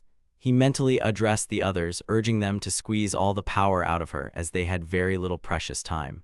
Dodging and defending against the crushing blows, they were stunned by this monstrous power. They were now completely convinced that during the previous chase, she had merely been toying with them, which was why she hadn't attacked them earlier, conserving her strength. They also noticed that the queen's barrier was at its breaking point, and they would have to take an enormous risk. Turning to the queen, he honestly admitted that the current situation was clearly not in their favor, and something far greater than just their lives was at stake. He wanted to ask her for one important favor, when suddenly, her happy face, expressing complete readiness to always help her loyal friends no matter what, flashed before his mind's eye. He sincerely thanked her and then asked if she could squeeze her slender body into a wooden puppet. She replied, bewildered, that she could try, and he immediately explained that his carefully thought-out plan was for them to first get caught in the next attack. He added that falling trees, while heavy and creating obstacles, also significantly reduced visibility, preventing her from aiming accurately at them. A fallen tree itself was a poor target, and trees fell too quickly, making them easy to dodge, while their piles could be used as a reliable shield. If everything went as planned, they would only have one single attempt. He then said that, in his opinion, their opponent would fight with all her incredible strength, so they needed to catch her off guard, and the queen should attack her first. She stared at them sternly and intently, calling them scumbags and their decision utter nonsense, as a frontal attack was doomed to inevitable failure, and they certainly wouldn't make it through unscathed. She also highly doubted they could move quickly if injured and asked how they planned to climb a tree while wounded, as it all seemed like some ridiculous joke. She continued that they would have to try very hard to kill her, as the density of the trees hindered a direct attack, and if there were significantly fewer trees, they would lose their only cover. Even if they could get behind her and try to hide behind the monster, she would destroy them as soon as they appeared, starting with the wooden soldier, leaving them no chance. Looking directly at her target, she assumed that if they appeared, it would only be here, and she released her arrow. But she was immediately greatly disappointed to see that she had only hit a helmet, and to her regret, it was just a decoy. Convinced that a frontal attack was an extremely bad idea, he finally realized that by jumping to the very top of large, fast-growing trees, they could get to the right spot, completely catching her off guard. From their perfect position, they delivered a crushing and incredibly accurate blow. She tried her best not to lose sight of them, constantly muttering to herself how much they annoyed her, while repeatedly glancing at her few remaining arrows. Meanwhile, he, sharply grabbing the collar of his armor, announced with satisfaction that they had been incredibly lucky and it was the queen's moment to shine. As soon as the queen skillfully emerged from under the heavy armor, she smirked maliciously, noting with clear pleasure that she, too, had thought absolutely everything through a couple of moves ahead. She added that she was also used to thinking 2 steps ahead and attacking them swiftly. She informed them that her special weapon was enchanted to pierce even the strongest steel and even the most powerful magical barrier. But the queen, sarcastically apologizing for her perceptiveness, replied that unlike her opponent, she thought 3 steps ahead. And just as she was about to indignantly exclaim that she couldn't believe how she, a queen, could have lost to someone like her, the queen, pressing closer to her, replied that for a mere nerd, she knew too many secrets. She also added as a final remark that she looked like she had lived too long, which was quite suspicious. Her razor-sharp sword pierced the girl through, thus marking her undeniable and complete victory. The girl clung to her, hanging from the blade, and indignantly, almost shouting, asked what the hell she had won and what for heaven's sake was wrong with her. She also curiously inquired if she had ever killed anyone before, jokingly adding that she herself had once been so naive but had changed a lot since then. Closing her tired eyelids, she concluded her thought by saying that if she had known it would end this way, she would have wanted to die much earlier to avoid seeing it. Looking at her unexpected defeat, she gave a bitter chuckle and said that it was funny how she never thought her best, most powerful spell, which she could use, would be so easily and simply defeated by them. He unexpectedly appeared before them and, quickly glancing at everyone, said that he had arrived as fast as he could, but apparently they had managed perfectly well without his help. Turning to the exhausted girl, he firmly stated that for the 6 saints, it was finally over. Then the girl, with some doubt, asked if she could ask him just one question: how he managed to kill that huge dragon combat monster, specializing in endless regeneration in 3 days and 3 nights. To which he, agreeing with her question, calmly replied that if it had just been a battle of endurance, he would never have been able to defeat it. He concluded his thought by saying that was precisely why he simply ate it. He also added that the power she possessed was truly immense, and it seemed she had sacrificed a lot for it. To this, the girl calmly replied that it was fine, as she wasn't even on the side of humans. The queen, surprised, asked if she wasn't an elf since they were allied with humans. The girl continued, stating she had nothing to do with them, causing even greater surprise and confusion for the queen. As soon as they saw her skin noticeably darken, the queen, surprised, asked if she had been a dark elf all this time. To this, the girl, coughing blood, smiled and corrected her, saying she was the first dark elf and thought it was time to tell them a very old and important story. The story began a long, long time ago in ancient times, when there was a clan that worshipped the mother goddess in the heart of the forest and lived directly in that forest, calling themselves elves. Soon, a true genius was born named Jiria.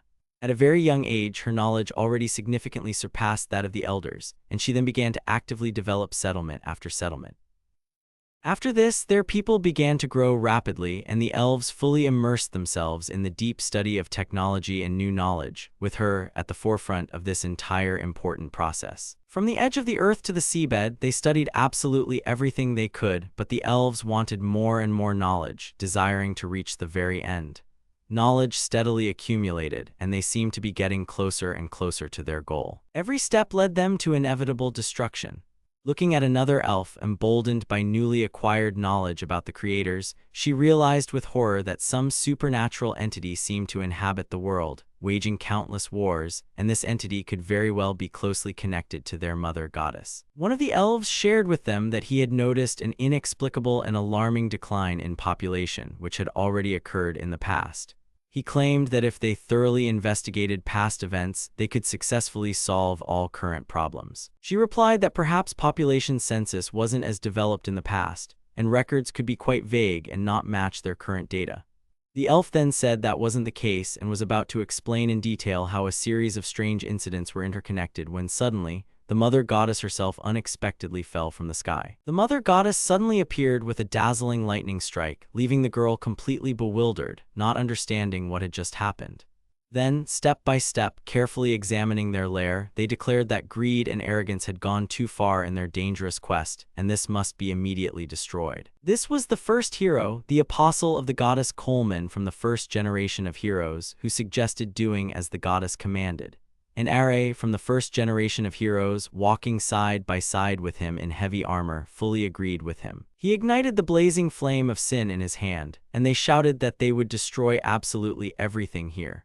Meanwhile, his comrade, in an instant, inflicting powerful damage on the rooftops of houses, explained that it was just a mark, and this was the beginning of the hunt for the so-called colored elves. Looking at the fear-stricken girl, he declared that he would call them dark, and pointing his sharp long sword, added that she would be the first to fall. But the girl suddenly vanished from sight, and then his comrade, enraged, called him an idiot, because now they would have to hunt them down one by one, and ordered him to immediately get a grip.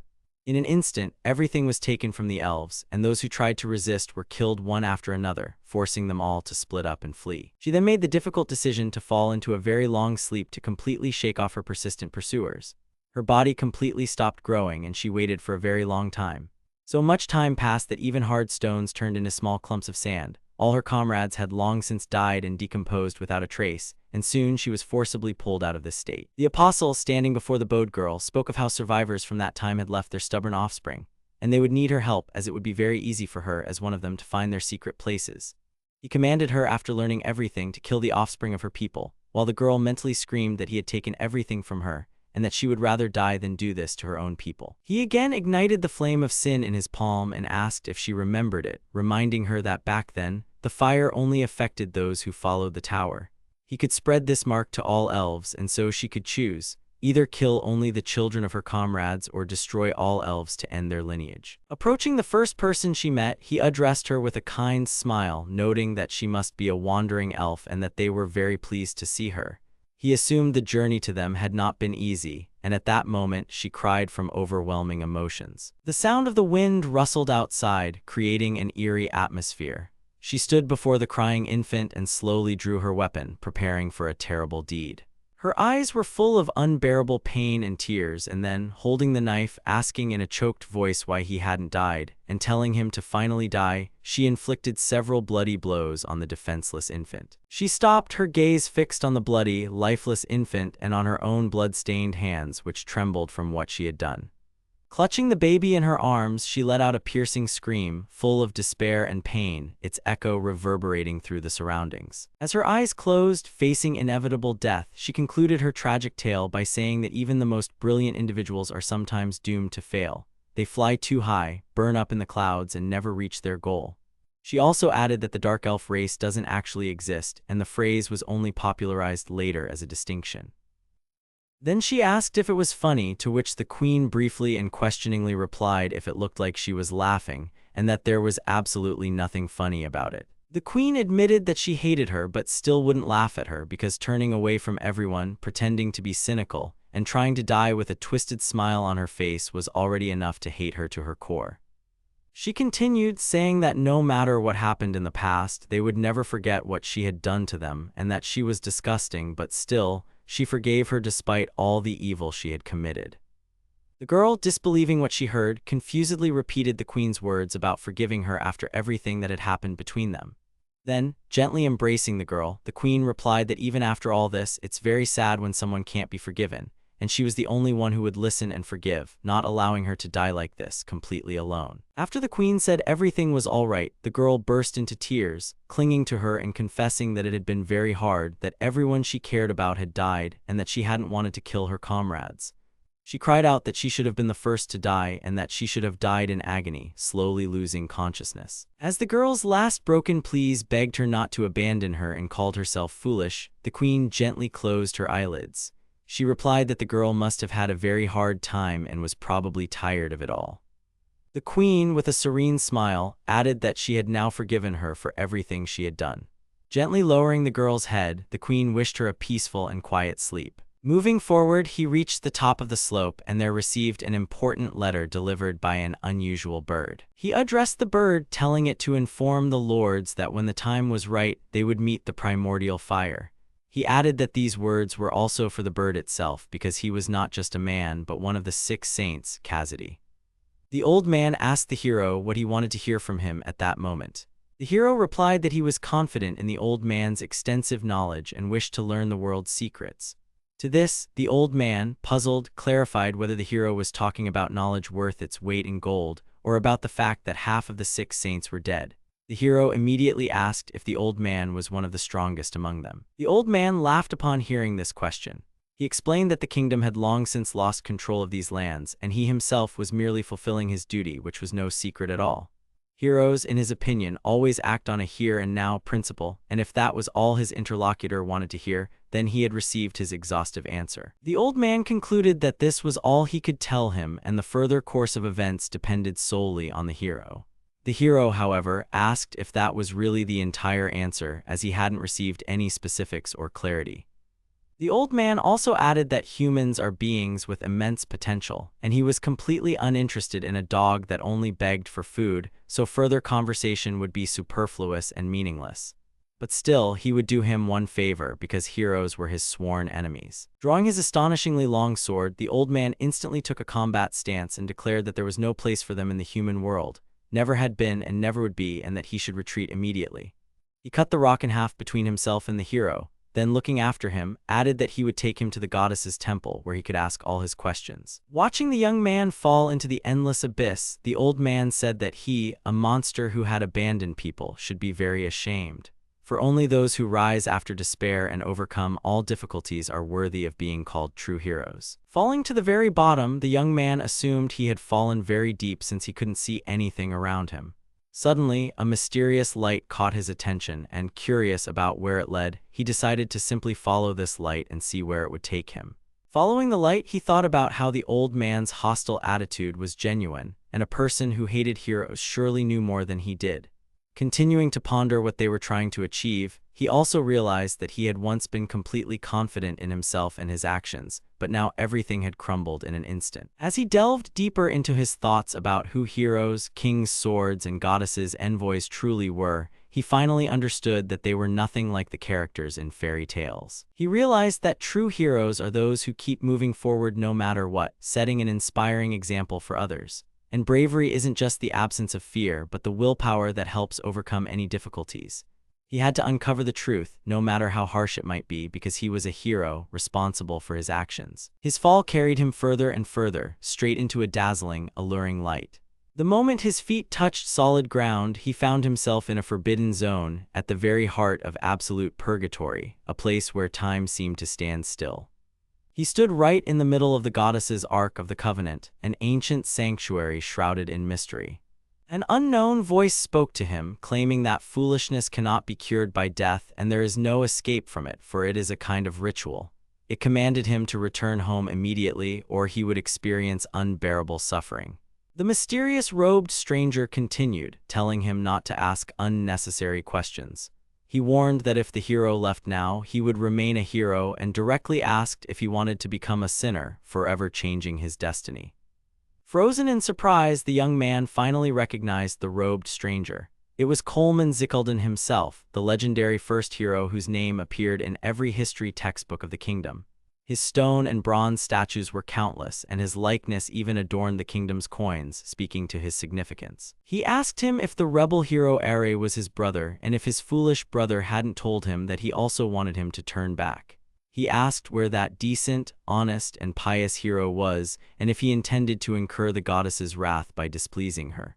The hero clenched his fist, overwhelmed by uncontrollable anger. He stated that he had been taught to believe and never doubt, but the world seemed to be out of order. Even after defeating the Demon King, 30% of the population continued to die annually, just as before, for no apparent reason. He explained that after the goddess's blessing, famine, disease, and mass killings and wars had ceased.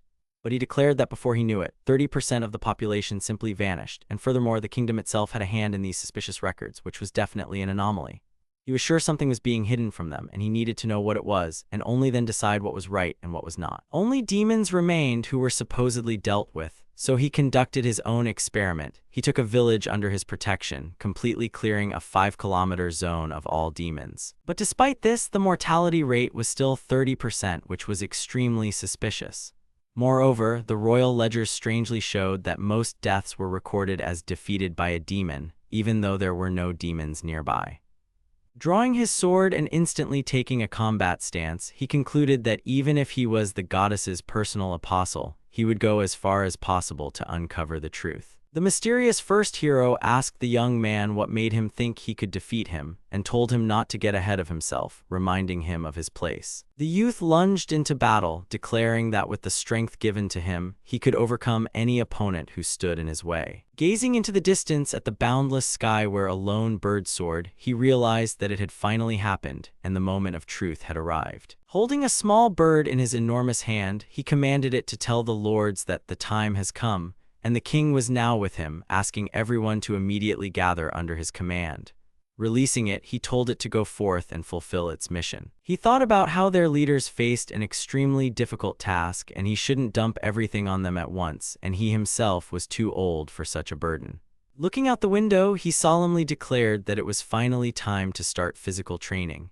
He needed to help them all in any way he could, because now every bit of help, no matter how small, was important. The three-headed bird burst into the master's room with a laugh, greeting him and announcing that it was morning. The master calmly returned the good morning. The three-headed bird continued, saying it never thought it would survive this, that it all felt like an incredible dream, and no words could express its deepest gratitude. The master replied that it was just a war, and it wasn't only because of him, but for all living beings. Besides, it was hard to call it a complete victory, more like a truce. He added, looking at the surviving residents, that too much innocent blood had been spilled. The bird responded that without him, they would have killed everyone anyway, and it would thank him again and again, endlessly. One of the subordinates unexpectedly rushed from afar to personally inform the Black Master that uninvited guests were at the main entrance, insistently demanding to see him. The subordinate immediately recognized that they were significantly different from ordinary visitors and possibly belonged to a powerful faction of the Demon King, capable of establishing complete control over the entire north. The master asked the subordinate if these uninvited visitors had any injuries or weapons. The subordinate reported that no one was hurt, but they had a large axe and ridiculous brass knuckles. The master thoughtfully replied that he would go to them himself soon. The Black Master apologized and asked the three-headed bird to temporarily guard the main gates. The bird urged the master to be extremely careful. At that moment, an angry outburst of dissatisfaction came from the waiting crowd at the gates, annoyed that the Six Saints killer was taking too long. The arriving master apologized for making them wait. Before the Black Master stood the formidable Karen and the long-haired Luna, both from the Berserker clan, looking quite imposing. With a sly smirk, she called the Black Master the Six Saints killer and informed him that the closest thing they had to a demon king was a rabid skeleton. The master asked in surprise if he was really called that, and a smaller figure nearby clarified that it was just rumors actively spread by goblins. Then the master asked the newcomers why they were standing at the main gates, noting that everyone was exhausted after the recent battle, cremations were complete, and they didn't need any additional problems or conflicts. To the Black Master's request to leave them alone, she gave a firm and categorical refusal. She explained that all the chiefs under their control were gathered as witnesses, and it was here that she would be crowned the new Demon King. She was completely indifferent to whether the Black Master was weak or what his situation was, as the main thing in this world was the presence of both weak and strong, and everyone should know their place. Just as she lunged with full fury, shouting that she would kill him and that he should prepare for battle, someone interrupted her, asking her to wait until he told a story. They both recognized this stranger, who addressed them by name, noting that they hadn't seen each other in a long time and that the master standing before them was very special. When the master asked if they knew each other, the stranger replied that one could say so and he would deal with them himself. Then, pointing at the Black Master, he began to explain to the two that he was not just a senior, but a veteran compared to others. They asked him in astonishment about his words regarding a veteran, questioning how that was possible, since messengers were at the very bottom, friends in the middle, and the senpai was at the very top. To this, the stranger replied that the master's level was completely different and much higher. Waving his hands, he added that he didn't really know how to explain it, as he himself didn't understand how it worked, and they couldn't comprehend the master's level because he was too magnificent. To this, she replied that he himself didn't know what level he was on, to which the interlocutor indignantly said that this was to be expected from them. Watching them from the side, the Black Master merely wondered with interest what they could be talking about, and that listening to them made him uneasy. Meanwhile, the long-haired girl pulled out her weapon, to which her companion asked what she was doing and what was wrong. She looked at them sternly and replied that they hadn't convinced her, as she wasn't someone who could be swayed by sweet talk. Then she turned to the Black Master, declaring that she would test him, as she couldn't be deceived, and immediately launched into a battle dance. He anxiously addressed her, saying that he was serious. The Black Master was a veteran and she needed to be careful. Even if evil gods blessed them so that blades could never hurt them, she should still be more attentive. Her strike was like an explosion, and many people had died from that weapon. She rushed into the attack, while her friend watched her with inspiration. But in an instant, he sliced Luna's axe in half and apologized if it was so precious to her. Still, she started it, so he suggested they just call it a greeting. Holding his weapon, the Lord only thought he wasn't sure that would convince them, and he imagined what she would say, tossing out phrases like "she'll kill him," there's no forgiveness for him, or that he urgently needed to take back his words. To the Lord's great astonishment, instead of the expected reaction, she simply asked if she could call him Big Brother. Her partner asked if that meant she would have a brother now, to which the long-haired girl, calling her an idiot, replied that if she was her sister, then he was her sister's brother too. Egg, joking, noted that they had now recognized him as their big brother, and now he had cute little sisters. After that, she added that she was going to go and talk to the chiefs about the Demon King now being her big brother. The Black Lord, however, warned that if they wanted to become part of their group, they needed to know about the current situation, as they only needed those capable of sharing their suffering. He continued, saying that they were no longer the mighty army that had so easily defeated the 6 saints. They had suffered enormous, irreplaceable losses, and it could hardly be called a true victory, as many had died in vain, and they hadn't even managed to properly hold the fortress they had so dearly won. In addition, after this exhausting battle, they were experiencing a severe shortage of food, armor, and clothing. Another such final victory over humans would lead to their complete and irreversible destruction, which he could not allow. And while they already had enough problems with humans, now there were also demons, for whom he had absolutely no time or resources. Pointing to a crying harpy child, he calmly asked her if she wanted to try a new role. Making sure he was speaking to her, she carefully called the child, getting its attention. She showed him her smiling face and asked if he found it funny. Unfortunately, the baby's crying intensified and she, flustered, asked him not to cry, trying to calm him.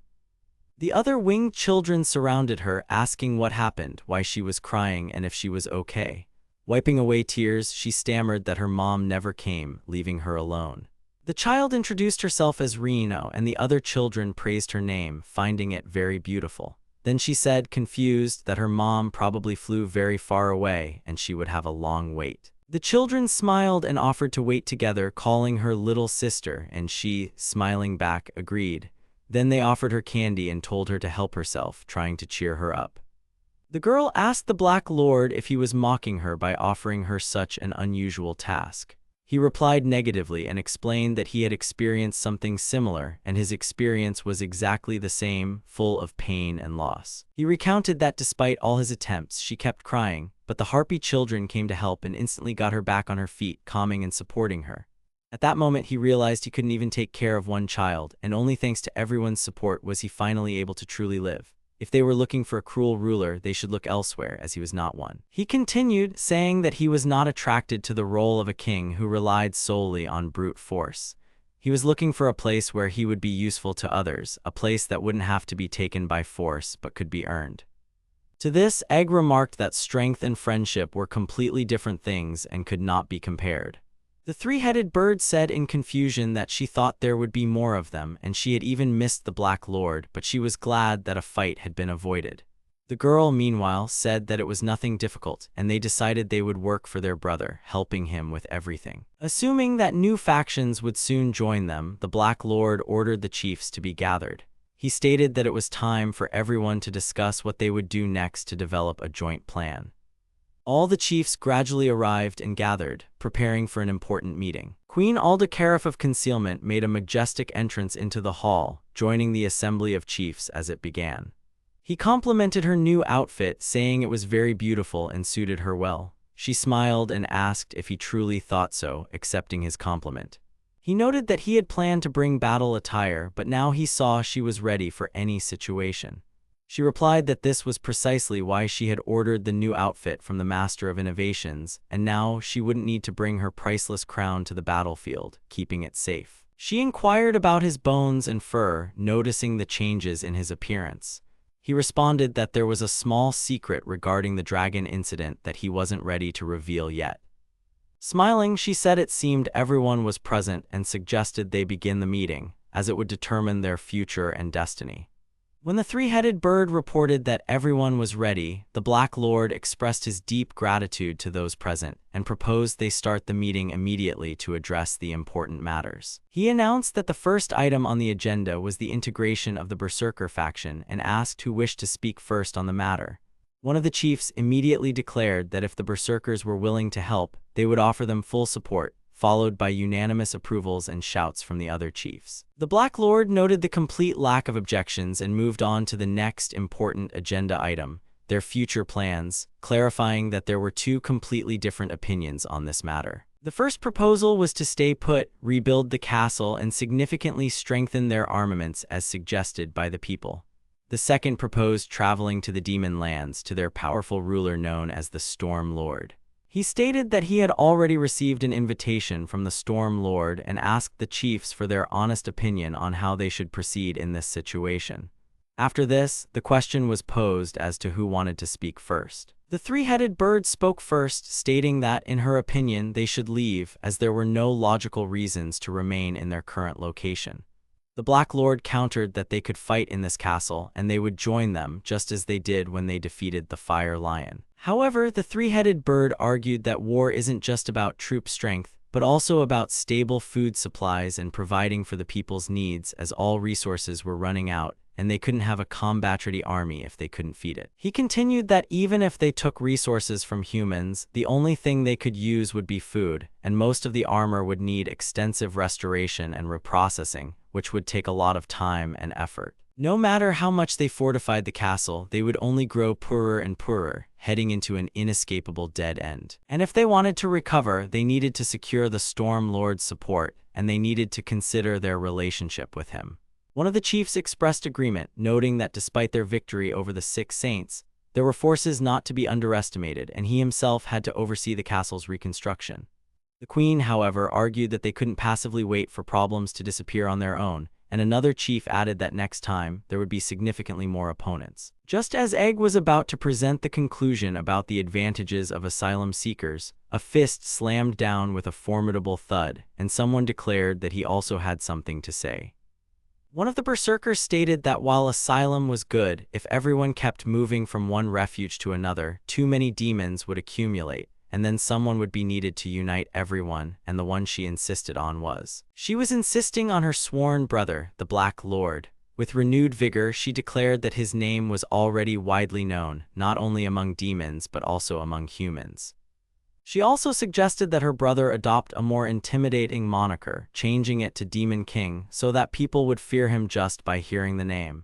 This sparked debate among the chiefs, who, despite his impressive list of achievements, felt that Demon King might be too much or too hasty. The three-headed bird supported her opinion, stating that once they demonstrated their power, the title Demon King would serve as a terrifying deterrent. The queen acknowledged that the nickname Demon King sounded quite impressive. In response to being asked for their thoughts, the other chiefs said that they had been attacked even when they kept quiet, but despite the madness, the nickname sounded pretty good. The chiefs continued, stating that, according to their information, the Storm Lord was actively seeking candidates for Demon Kings, which could bring them double benefits and mark the beginning of an exciting adventure. At this, one of the berserkers proudly asked them to agree that it was a good proposal and sounded really great. At that moment, the goblin chief raised his hand, announcing that their faction voted yes, and that Lord Mad Skeleton was now considered one of their kin, Taraka. The goblin continued, saying that now that their master was dead, his people would follow the Lord, and he fully supported it.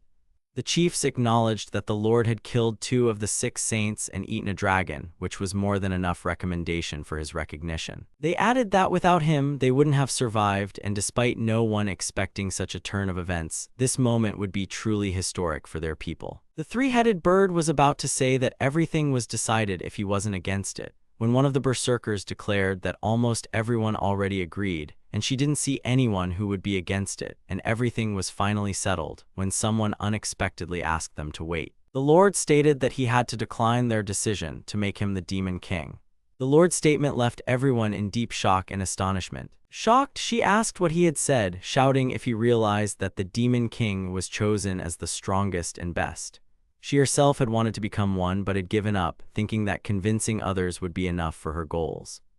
Crying, she asked him why he didn't want to be the Demon King, saying that she had spent her whole life on this and now she felt miserable. Her long-haired sister was deeply concerned about her condition. She added that he had become everything to her and he shouldn't give up so easily, calling him terrible, but then immediately apologized for what she said in a fit of emotion. The Demon King himself explained that the main reason for his refusal was that a demon king cannot defeat heroes.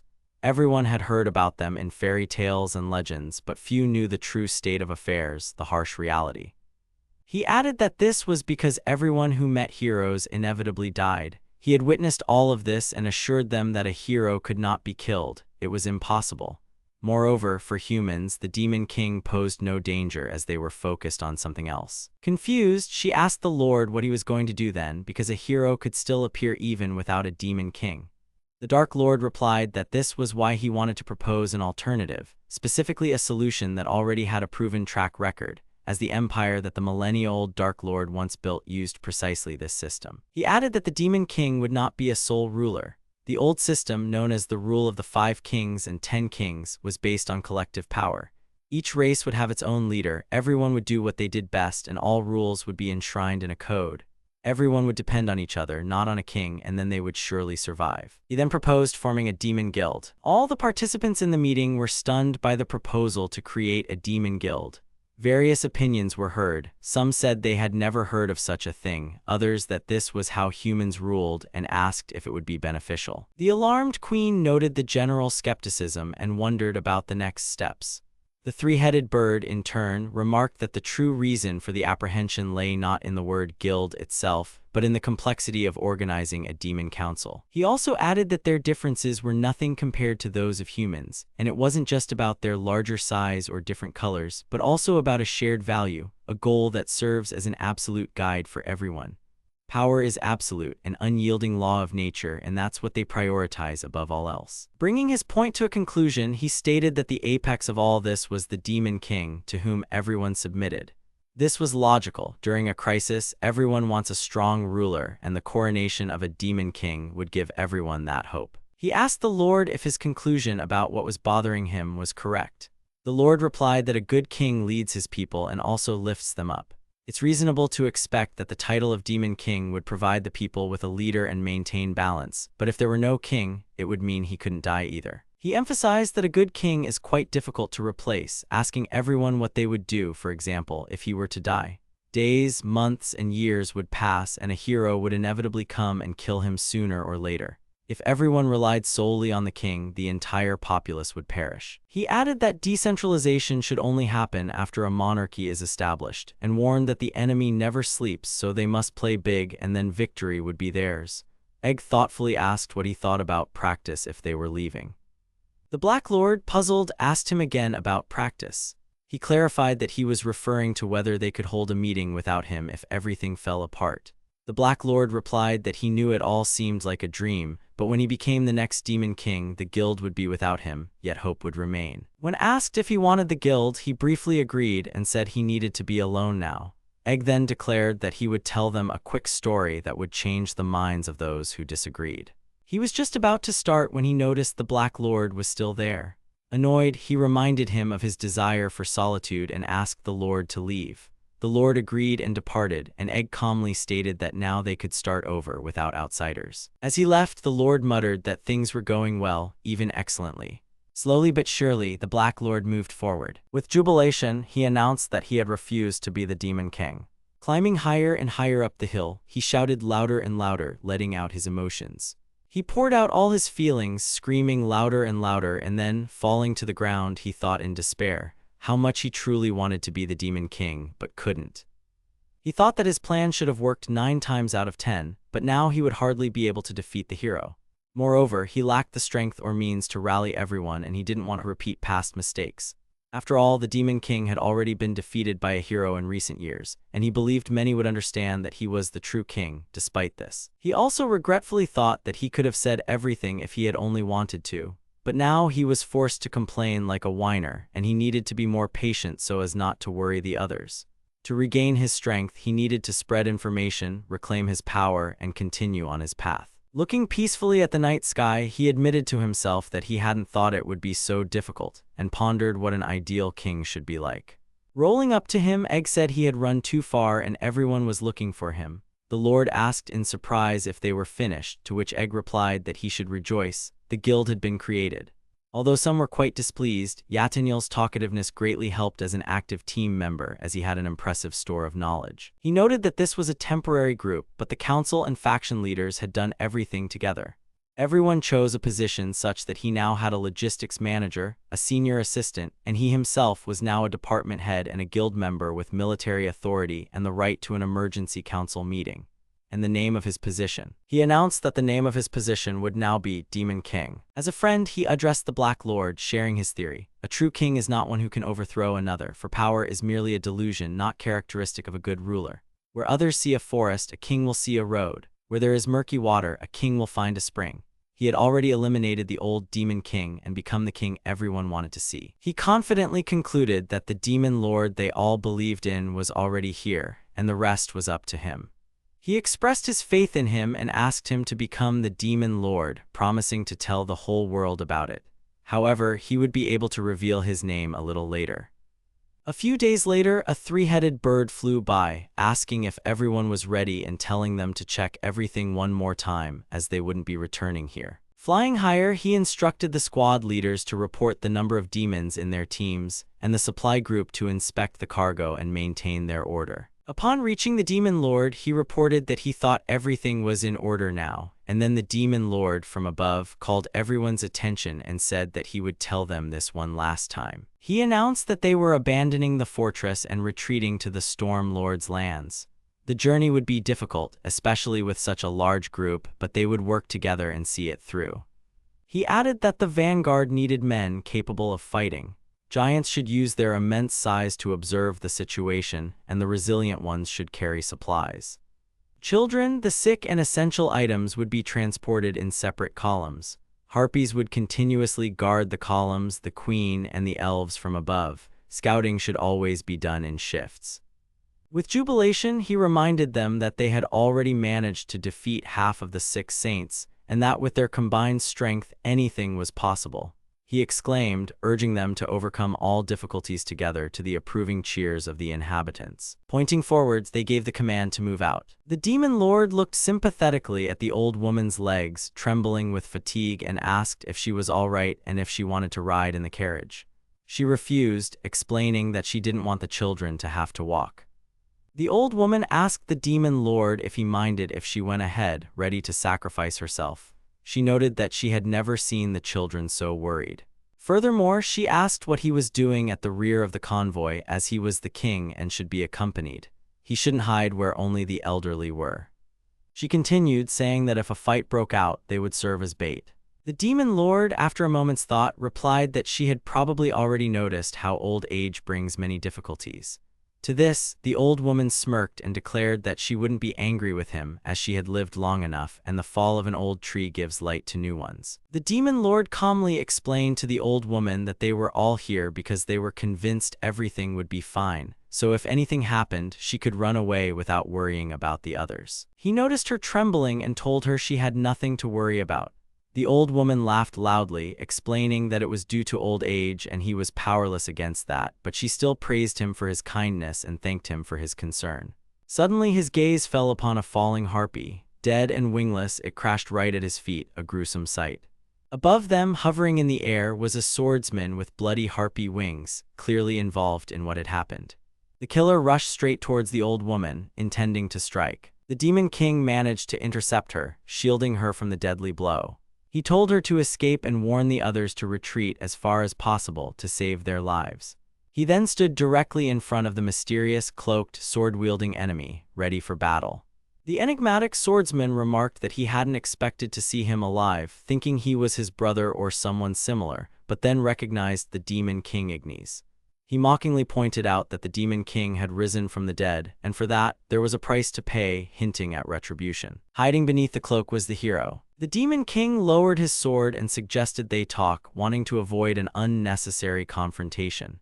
The hero, confused, asked what he was planning, but the Demon King replied that, to his own surprise, he wasn't planning anything. It was merely a request. He knelt on one knee and sincerely pleaded with the hero for help. Looking at the hero's astonished face, he reminded him of his past impassioned speeches about bonds and connections.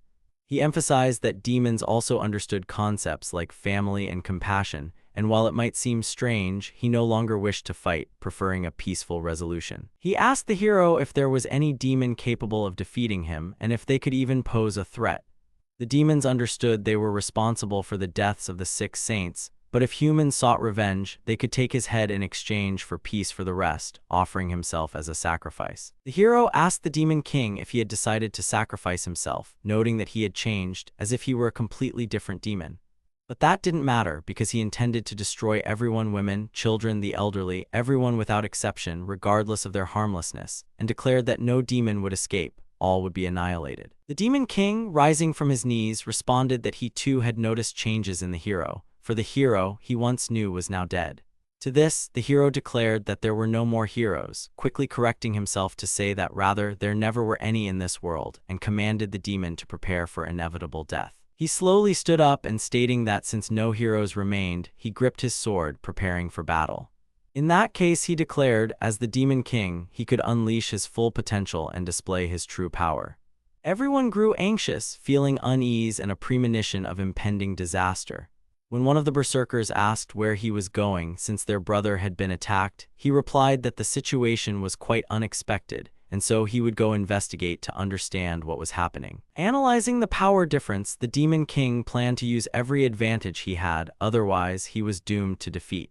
He saw that the hero's sword was twice the length of his body, which was an obvious, extremely dangerous advantage for his opponent. He reminded himself that the key to this battle was not to be outflanked, to remain constantly vigilant, and to maintain distance to avoid a fatal blow.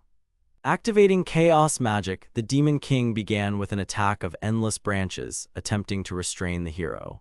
The hero effortlessly cut through the branches and charged towards him, steadily closing the distance.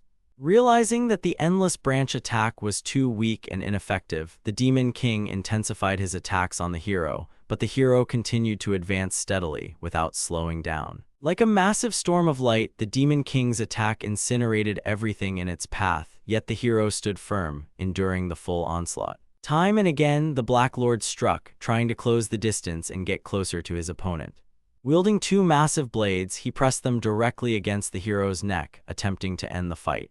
However, with a single swing of his sword, the hero shattered the blades and, looking directly into the Demon King's eyes, asked if everything was going as planned, mocking his scheme. He shouted that he would stop him and delivered another sword strike, but the hero successfully blocked the attack, fending off the assault. The Demon King was clearly determined not to let the hero get any closer, aiming to delay him for at least a second to buy time. But the hero quietly stated that it was enough, and telling him to die, he aimed his fist directly at the Demon King, delivering a devastating blow. A powerful punch landed squarely on the Demon King. The impact sent the Demon King flying a considerable distance. Lying on the ground, he reflected that he had foreseen this outcome but nonetheless did not regret his decision, understanding its consequences. The Demon King also noticed that, in addition to the initially predetermined failure, the hero's strike affected his internal organs more than his external body, which was quite unusual. Declaring that it was time to end this, the hero attacked the Demon King with King Jingerald's sword, aiming to finish the battle. All his concentration was focused on the attack. The hero prepared for the decisive strike that would put an end to everything. As the hero rushed directly at him, the Demon King assumed a combat stance, preparing for defense and trying to anticipate his opponent's next move. But just a couple of moments later, the hero was right in front of the Demon King, closing the distance in the blink of an eye. The formidable Demon King's enormous sword split in two, unable to withstand the onslaught. After the defeated Demon King collapsed, the hero quietly whispered his intention to find his herd, musing that due to numerous masking spells, tracking them would be much harder than he had anticipated. While the hero pressed forward, determined to destroy everyone this time, the Demon King sank deeper and deeper. As soon as the hero donned his cloak, a strange sound from behind caught his attention, putting him on alert. When the water began to swirl, forming a powerful vortex, the hero realized that the Demon King was still alive and breathing, despite the wounds he had sustained. The entire area was engulfed in a powerful explosion that shook everything around. The massive explosion lifted the water, and it rained down, leaving the hero soaked to the bone. From the depths of the shadows, the Demon King's silhouette emerged, once again appearing before him. The Black Lord stood before him once more, full of determination. The hero declared that the Demon King had a trump card hidden away and that nothing had changed, then commanded him to perish, reiterating his intention. However, the hero noticed a sharp increase in his enemy's speed, wondering how it was achieved. At that moment, the Demon King used chaos magic. He unleashed the Eternal Whip's attack, striking his opponent with it. But the hero skillfully managed to dodge the Eternal Whips. With a single blow, he sent the hero flying a considerable distance. The hero suddenly realized the situation was far more serious. The demon wasn't just hiding his true capabilities, he had absorbed the power of his White King's sword. He recalled hearing about the Demon King's ability to mimic the power of a fire lion, but he suspected something else was at play here. He also remembered that the Demon King had once even been mistaken for a flame wielder. His very essence lies in chaos magic, which destroys order and the laws of nature, bringing disorder back into the world, and the White King's sword also breaks everything down to pure magic, to the point before it was even formed. The hero pondered whether the demon had absorbed his magic as well.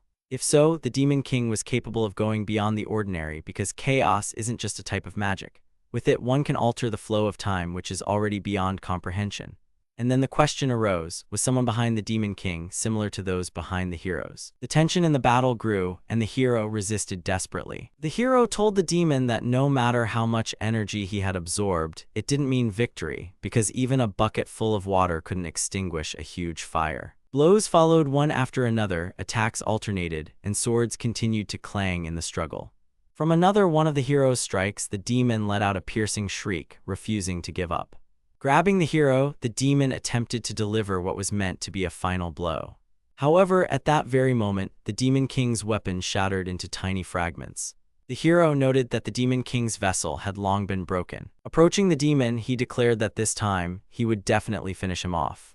The prince stated that everything had happened exactly as it did back then, with the only difference being that this time, he wouldn't survive. However, the demon began asking the hero where he was and where he had disappeared to, demanding he return and continue the fight. He insisted that he knew the hero was somewhere nearby, despite the fact that he was standing right in front of him. The demon quietly asked the hero to finish him off, and the hero assured him that he would grant his wish and end his life. However, just as the hero was about to deliver the decisive blow, a voice interjected, saying there was no need to rush and that their search had been a difficult one. The newcomer explained that he had to teleport all over the continent because the tracks were very well hidden. The hero then asked if he was the only one of their kind. The stranger replied in the negative, explaining that he was a bit different from them, but was his subordinate, both now and in the past. The Demon King's subordinate ordered the hero to stop and release his master. Barely regaining consciousness, the king recognized his voice and shouted for him to flee, warning that the person before him was not an ordinary human but the hero. The subordinate concisely replied that he was aware of this. The hero asked if he was a fire spirit, adding that he had heard they preferred a slender body. The subordinate responded that his body was specifically created for these purposes. The hero asked if this body was created to intimidate and immediately added that any attempts to scare him would be futile. In response, the subordinate declared that he was warning the hero for the first and last time. He urged the hero to retreat, implying that if he stepped aside, he might be spared. Grabbing the hero's sword with just his fingers, he irritably reminded the hero that he was speaking to him and asked him not to tempt fate. Calling the hero a kid, he effortlessly tossed him aside along with his tiny sword. The hero, feeling confused and in pain, couldn't comprehend what had just happened. He informed the Demon King that the hero would remain incapacitated for a while longer and that a healer would arrive soon. Just as the king was about to speak, the subordinate continued, saying there might be a little confusion, but it shouldn't be a cause for concern. Gently lifting him, he addressed him as his king. The king, surprised, reminded him that his enemy was the hero, and at that moment the hero asked who he was. He declared that he wanted the king to remember his true essence and the mission entrusted to him, showing a ring from his staff whose seal he had weakened, trying to go as far as possible. Addressing the king, he added that he was leaving this matter to him. He explained that they intended to send him vivid thoughts based on their memories, but he immediately warned of the main problem with this method. The king would be torn between the present and the past, as if his mind were inhabiting another body, and ultimately he might have to fight for control over his consciousness, but in that, they would no longer be able to help. Suddenly, he sharply called out to the king, warning that the hero had gotten up. Back on his feet, the hero gathered all his strength and prepared for the decisive battle. Standing directly in front of him again, he declared that he didn't care how strong he was. He would kill them both and put an end to the era of heroes. Repeating his words about killing them, the king's subordinate asked why the hero thought that would change anything, even if he used the power granted to him, because the only thing he was capable of was foolishness. He offered to teach him a small lesson. As the first officer and the spirit king of primordial fire, he was ready to teach the hero a lesson he would never forget. He stood proudly before the hero, his power palpable in every corner of the atmosphere, permeating it to its very core. However, the hero didn't lose heart and once again gripped his sword, preparing for another clash. The hero pierced the first officer with his sword, yet the officer, maintaining absolute calm, replied that the severed arm was merely a decoy, meant to conceal his true power, which he constantly had to restrain. The officer added that the excess energy was released through these arms, but now he was determined. He didn't care what the hero would do, as he couldn't even scratch him, let alone inflict serious harm. The officer said that the hero couldn't even imagine how difficult it was to control the power flowing from him. Sometimes even words sounded different, distorted by the might.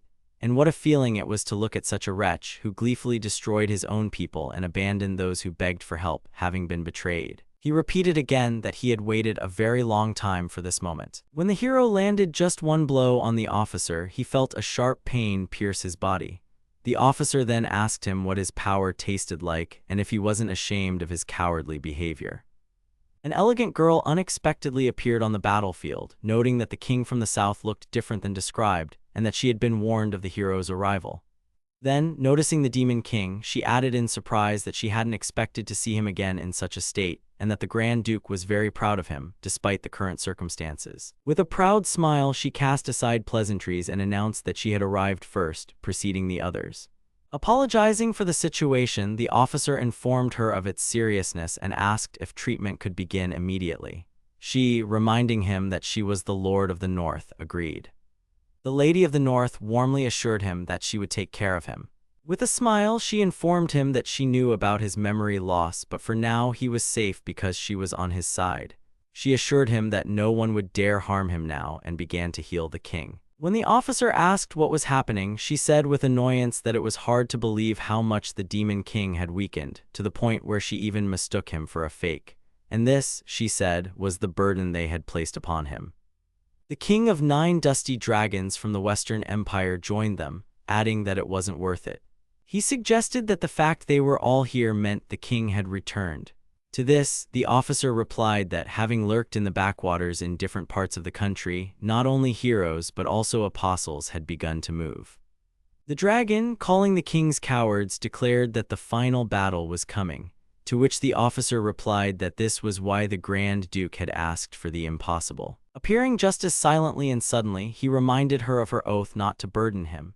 He noted that they had been accumulating strength, but everything turned out differently than planned, as it was originally assumed that in his country they would not rush with preparations. Because of this, he was very ashamed and apologized to the Grand Duke. These were the words of the newly arrived Storm Lord. The Storm Lord materialized a huge staircase before them with a wave of his hands. Noticing that the king was almost fully recovered, the officer suggested they address his lost memories and asked him to trust the king, even if it seemed strange. He emphasized that his dormant memories were his true power, and they still wanted him to reclaim it. Others supported this, stating that their lord was their only hope for a comeback and would surely fight back against the heroes. The Demon King replied that he didn't know why, but he had no doubts about them, given how much they believed in him. He declared that he was ready to overcome all obstacles as the Demon King they believed in.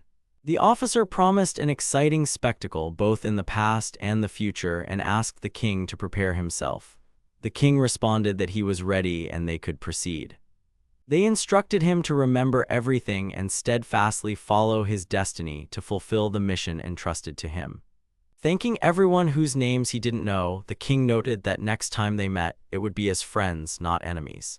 Their goal was a perfect world, a world divided into black and white. In this world, they, the white, needed no one else, striving to become the sole absolute. Looking at them with disdain, they were convinced that they didn't need them and shouldn't pay them any attention.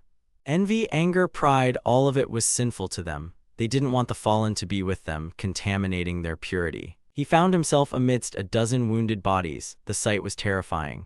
Ignis had left behind mountains of corpses, far more than the rumors suggested. He explained that, according to legend, those devoured alive by the six-eyed monster ended up here. He noted with surprise that the Demon King was enormous, twice his size, and looked very strong. Addressing the six-eyed one, he asked for a favor, observing that it was also not itself and that he needed a reliable partner for his plans. When the Demon King asked who he was, the other replied that he had intended to accomplish something great, but now he was nobody, having lost his purpose. He explained that he had dreamed of building an empire and creating something magnificent, then suggested they grab a bite to eat and rest a bit. The Demon King wondered if he was a local madman and added that he had no reason to linger there any longer, as he was in a hurry. The stranger declared that being insane was wonderful because it allowed for crazy but very romantic actions. The Demon King sharply cut him off, ordering him to shut up, but the stranger continued, saying that if he ended up in this place, everything would come to an end, hinting at a destructive power. The Demon King announced that invading his territory had brought his wrath upon the stranger, and this was his fate. However, the stranger retorted that talk of fate was complete nonsense, insisting that their presence there was not due to the influence of destiny or predestination. His interlocutor turned out to be a formidable and incredibly powerful Demon King. His gaze was fixed on the stranger, studying him with undisguised interest. He swiftly crept up from behind and yelled after him with all his might. He lunged forward, intending to attack, but with a single wave of his hand, the stranger pushed the Demon King away and told him to calm down, noting that they didn't need to fight and it would be too tiring. The Dark Lord irritably questioned the command to calm down and threatened death. In response, the stranger asked why he was so short-tempered and how he could have harmed him since he wasn't his enemy. The stranger continued, pointing out that piles of corpses were already there before he arrived. He offered to let the Demon King tell him the reason for his misfortunes. The Demon King explained that the cause was a deep, seething anger within him that infuriated him relentlessly. The stranger asked why that was and if it brought him pleasure, but the Demon King cut him off, saying it was unthinkable. The Dark Lord cried out that he would destroy him to curb his rage. However, the stranger asked if that would solve the problem, given that there were already mountains of bodies all around. The Demon King declared that they were there to kill him, and that infuriated him greatly. He believed most would be scared by it, but personally, it drove him into a frenzy. The stranger noted that the Dark Lord seemed to think violence could solve his problems, which was undoubtedly very bad. He expressed a desire to grant him salvation and suggested that the Demon King might be struggling with constant frustrations. The Dark Lord pushed him away, ordering him not to touch him. The stranger, in turn, advised him to stop attacking, wondering why he was so angry. The Demon King noted to himself the stranger's odd behavior, devoid of any hostility, and ordered him to return to where he came from. The stranger objected, saying he wouldn't leave, as he intended to make the Demon King his partner to help him fulfill his dream. The stranger stated that first, they needed to relieve stress and offered to let the Demon King confide in him, to tell him all his emotional struggles, assuring him that he believed in him and that he would get through it. The Demon King countered that his only concern right now was the stranger's presence. The stranger then suggested changing the subject and asked him to talk about his creator. The king asked what exactly he wanted to hear. In response, he was told that the more information, the better, and then he could understand what was on his mind. The Demon King shared that he hadn't seen his parents for as long as he could remember, and all he recalled was the utter darkness that enveloped him. He recalled feeling abandoned, a terrifying monster hunted by the world, hated and called a sin. He was forced to constantly flee, to yearn, and to lose his mind from hunger. However, he had something more precious than a piece of meat. He remembered clutching a scrap of soft fabric tightly. What followed was only killing, death, wars unfolding before his eyes, and the ever-intensifying fire of his hatred. The stranger suggested that the memories of hunger indicated that the Demon King was seeking love and affection. However, he clarified what love was, explaining it as a spiritual concept that each person perceives individually and often experiences through interaction with others. The stranger continued that love is a kind of positive addiction, and its lack breeds anger and alienation in beings. However, he also noted that anyone in his surroundings could become a source of this love, and there was nothing unusual about that. The Demon King asked the stranger to show him what love was, doubting that it could satisfy him, but promising to listen to him in the future if it truly helped. The stranger replied that the Demon King could unleash his beastly love, and he would definitely enjoy it. Immediately, the stranger began preparing food to feed his newfound comrade. The stranger made sure the Dark Lord had a comfortable night's rest, tucking him in and putting him to sleep. However, upon waking, the Demon King found that the stranger was gone, leaving only a trace. At this moment, he encountered two armed hunters who tried to explain their presence by saying they wanted to kill the six-eyed monster living there. However, he countered that there was no such monster, only a child with deep emotional wounds. The hunters exclaimed that if he had seen a small child with scars, likely from the six-eyed monster, then he should let them pass. The stranger argued that people who have been hurt respond in kind without hesitation, but this only harms both sides, bringing nothing but suffering. He asked them to leave. The stranger continued, acknowledging their good intentions, but emphasized that it was people like them who had turned the Demon King into a monster. He declared his intention to change him, as the Demon King had suffered the most, and added that they themselves still had a chance to become kinder. The stranger offered them money if their visit was due to financial need, and allowed them to spread rumors that they had killed him if they sought fame. However, he sternly warned them never to return, threatening that otherwise they would face a true monster. He stated that they would have to gaze into the deepest abyss of terror.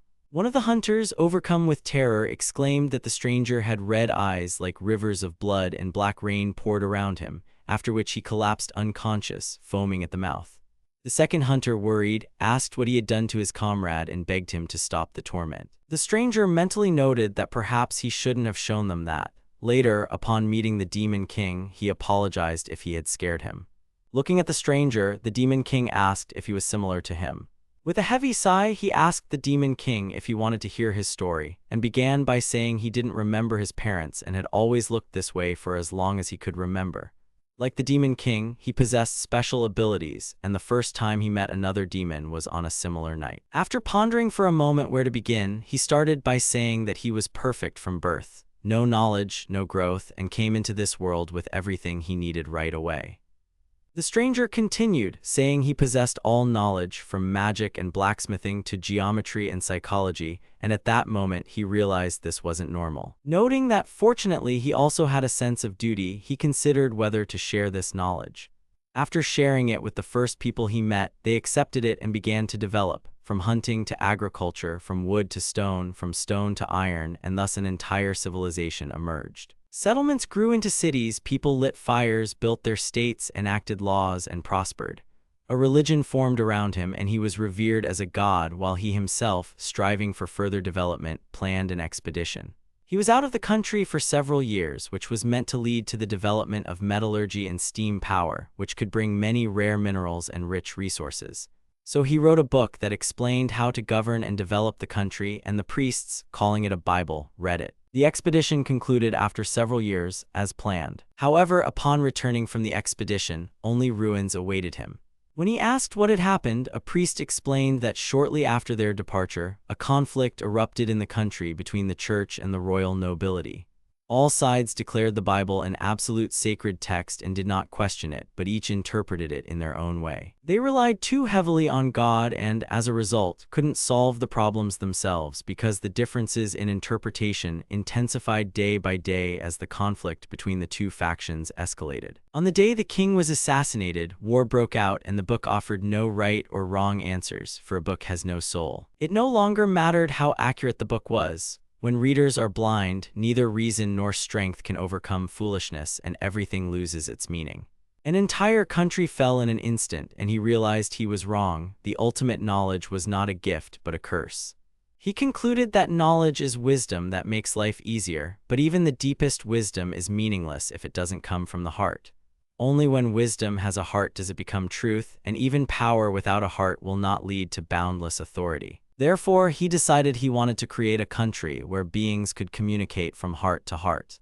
He realized that if profound wisdom and mighty power could unite, a new world could undoubtedly be built. His aspiration was a new world unattainable alone, and a country that couldn't be built without help. He declared that this time he wanted to build an ideal country, and extending his hand, he asked if the Demon King would help him. The Demon King said he didn't understand what he was talking about and shared that he wanted to get out of there and find out. Shaking the Demon King's hand and calling him a friend, he said he looked forward to their working together. The Demon King said he still didn't understand who he was or where he came from. His friend replied that he didn't know either, but stated that there was no force so much stronger that it was beyond their comprehension. Looking into the distance, they speculated that someone or something knew well what was happening in the world and had perhaps brought them together. He clarified that it was more about the future than the present and suggested that the Demon King go in search of people capable of building their country. They needed to build a 1,000-year empire with vast territories and wise rulers, which would require outstanding commanders, both strong and wise. The first candidate was Gashuma Agni, the guardian of the primordial fire. The second was Bramd Gloriana Mary Elizabeth, the true ancestor. The third chosen was Gram Galadrode, the 9th king of the Dusty Dragons, and the last was the Storm Lord. They decided to head to the nearest city, Dayas, the capital of volcanoes, to meet the king of the Ifrits. He approached the Dragon King with a proposition for a task, a kind of challenge. As a protective amulet, he would give him bracelets made of black thorns, so strong that they couldn't be broken even with his power, and the thorns on them were very sharp. He also asked the Dragon King to consider how his own magic interacted with the bracelet so he could fully unlock its potential. He also added that if he needed time, he could wait. The Demon King, with a smirk, said it was time to take on the challenge and get to work. Although the Demon King made incredible efforts, he couldn't manage it and eventually acknowledged the stranger's abilities. It would take him more time to master controlling them, but he understood that thoughtless control held danger. He explained that magic allows its use, but at the same time it penetrates the ordinary world, thereby causing various catastrophes, such as being weighed down into abysses even deeper than the magical world. As a result, even the power of the stars, which could initially only be accessed on an astrological plane, could be used by him as celestial magic. However, he warned that stellar power was too immense to control. A fallen star, if destroyed, could once wipe an entire continent off the face of the earth. He also emphasized that having power is one thing, but knowing how to control it is another entirely.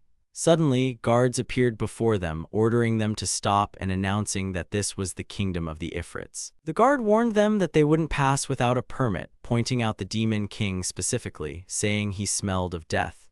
He added that the Great King's lands were not suitable for the likes of him, and reminding them that they hadn't been invited, told them to leave. When the king's friend asked what a permit was, the guard, holding a flaming stone, showed it to them, noting that it had patterns and magic imbued within it, and that they were so complex and unique they couldn't be faked. After a brief analysis of the material, structure, and ancient script of the stone made of primordial fire, they handed the guard 2 stones.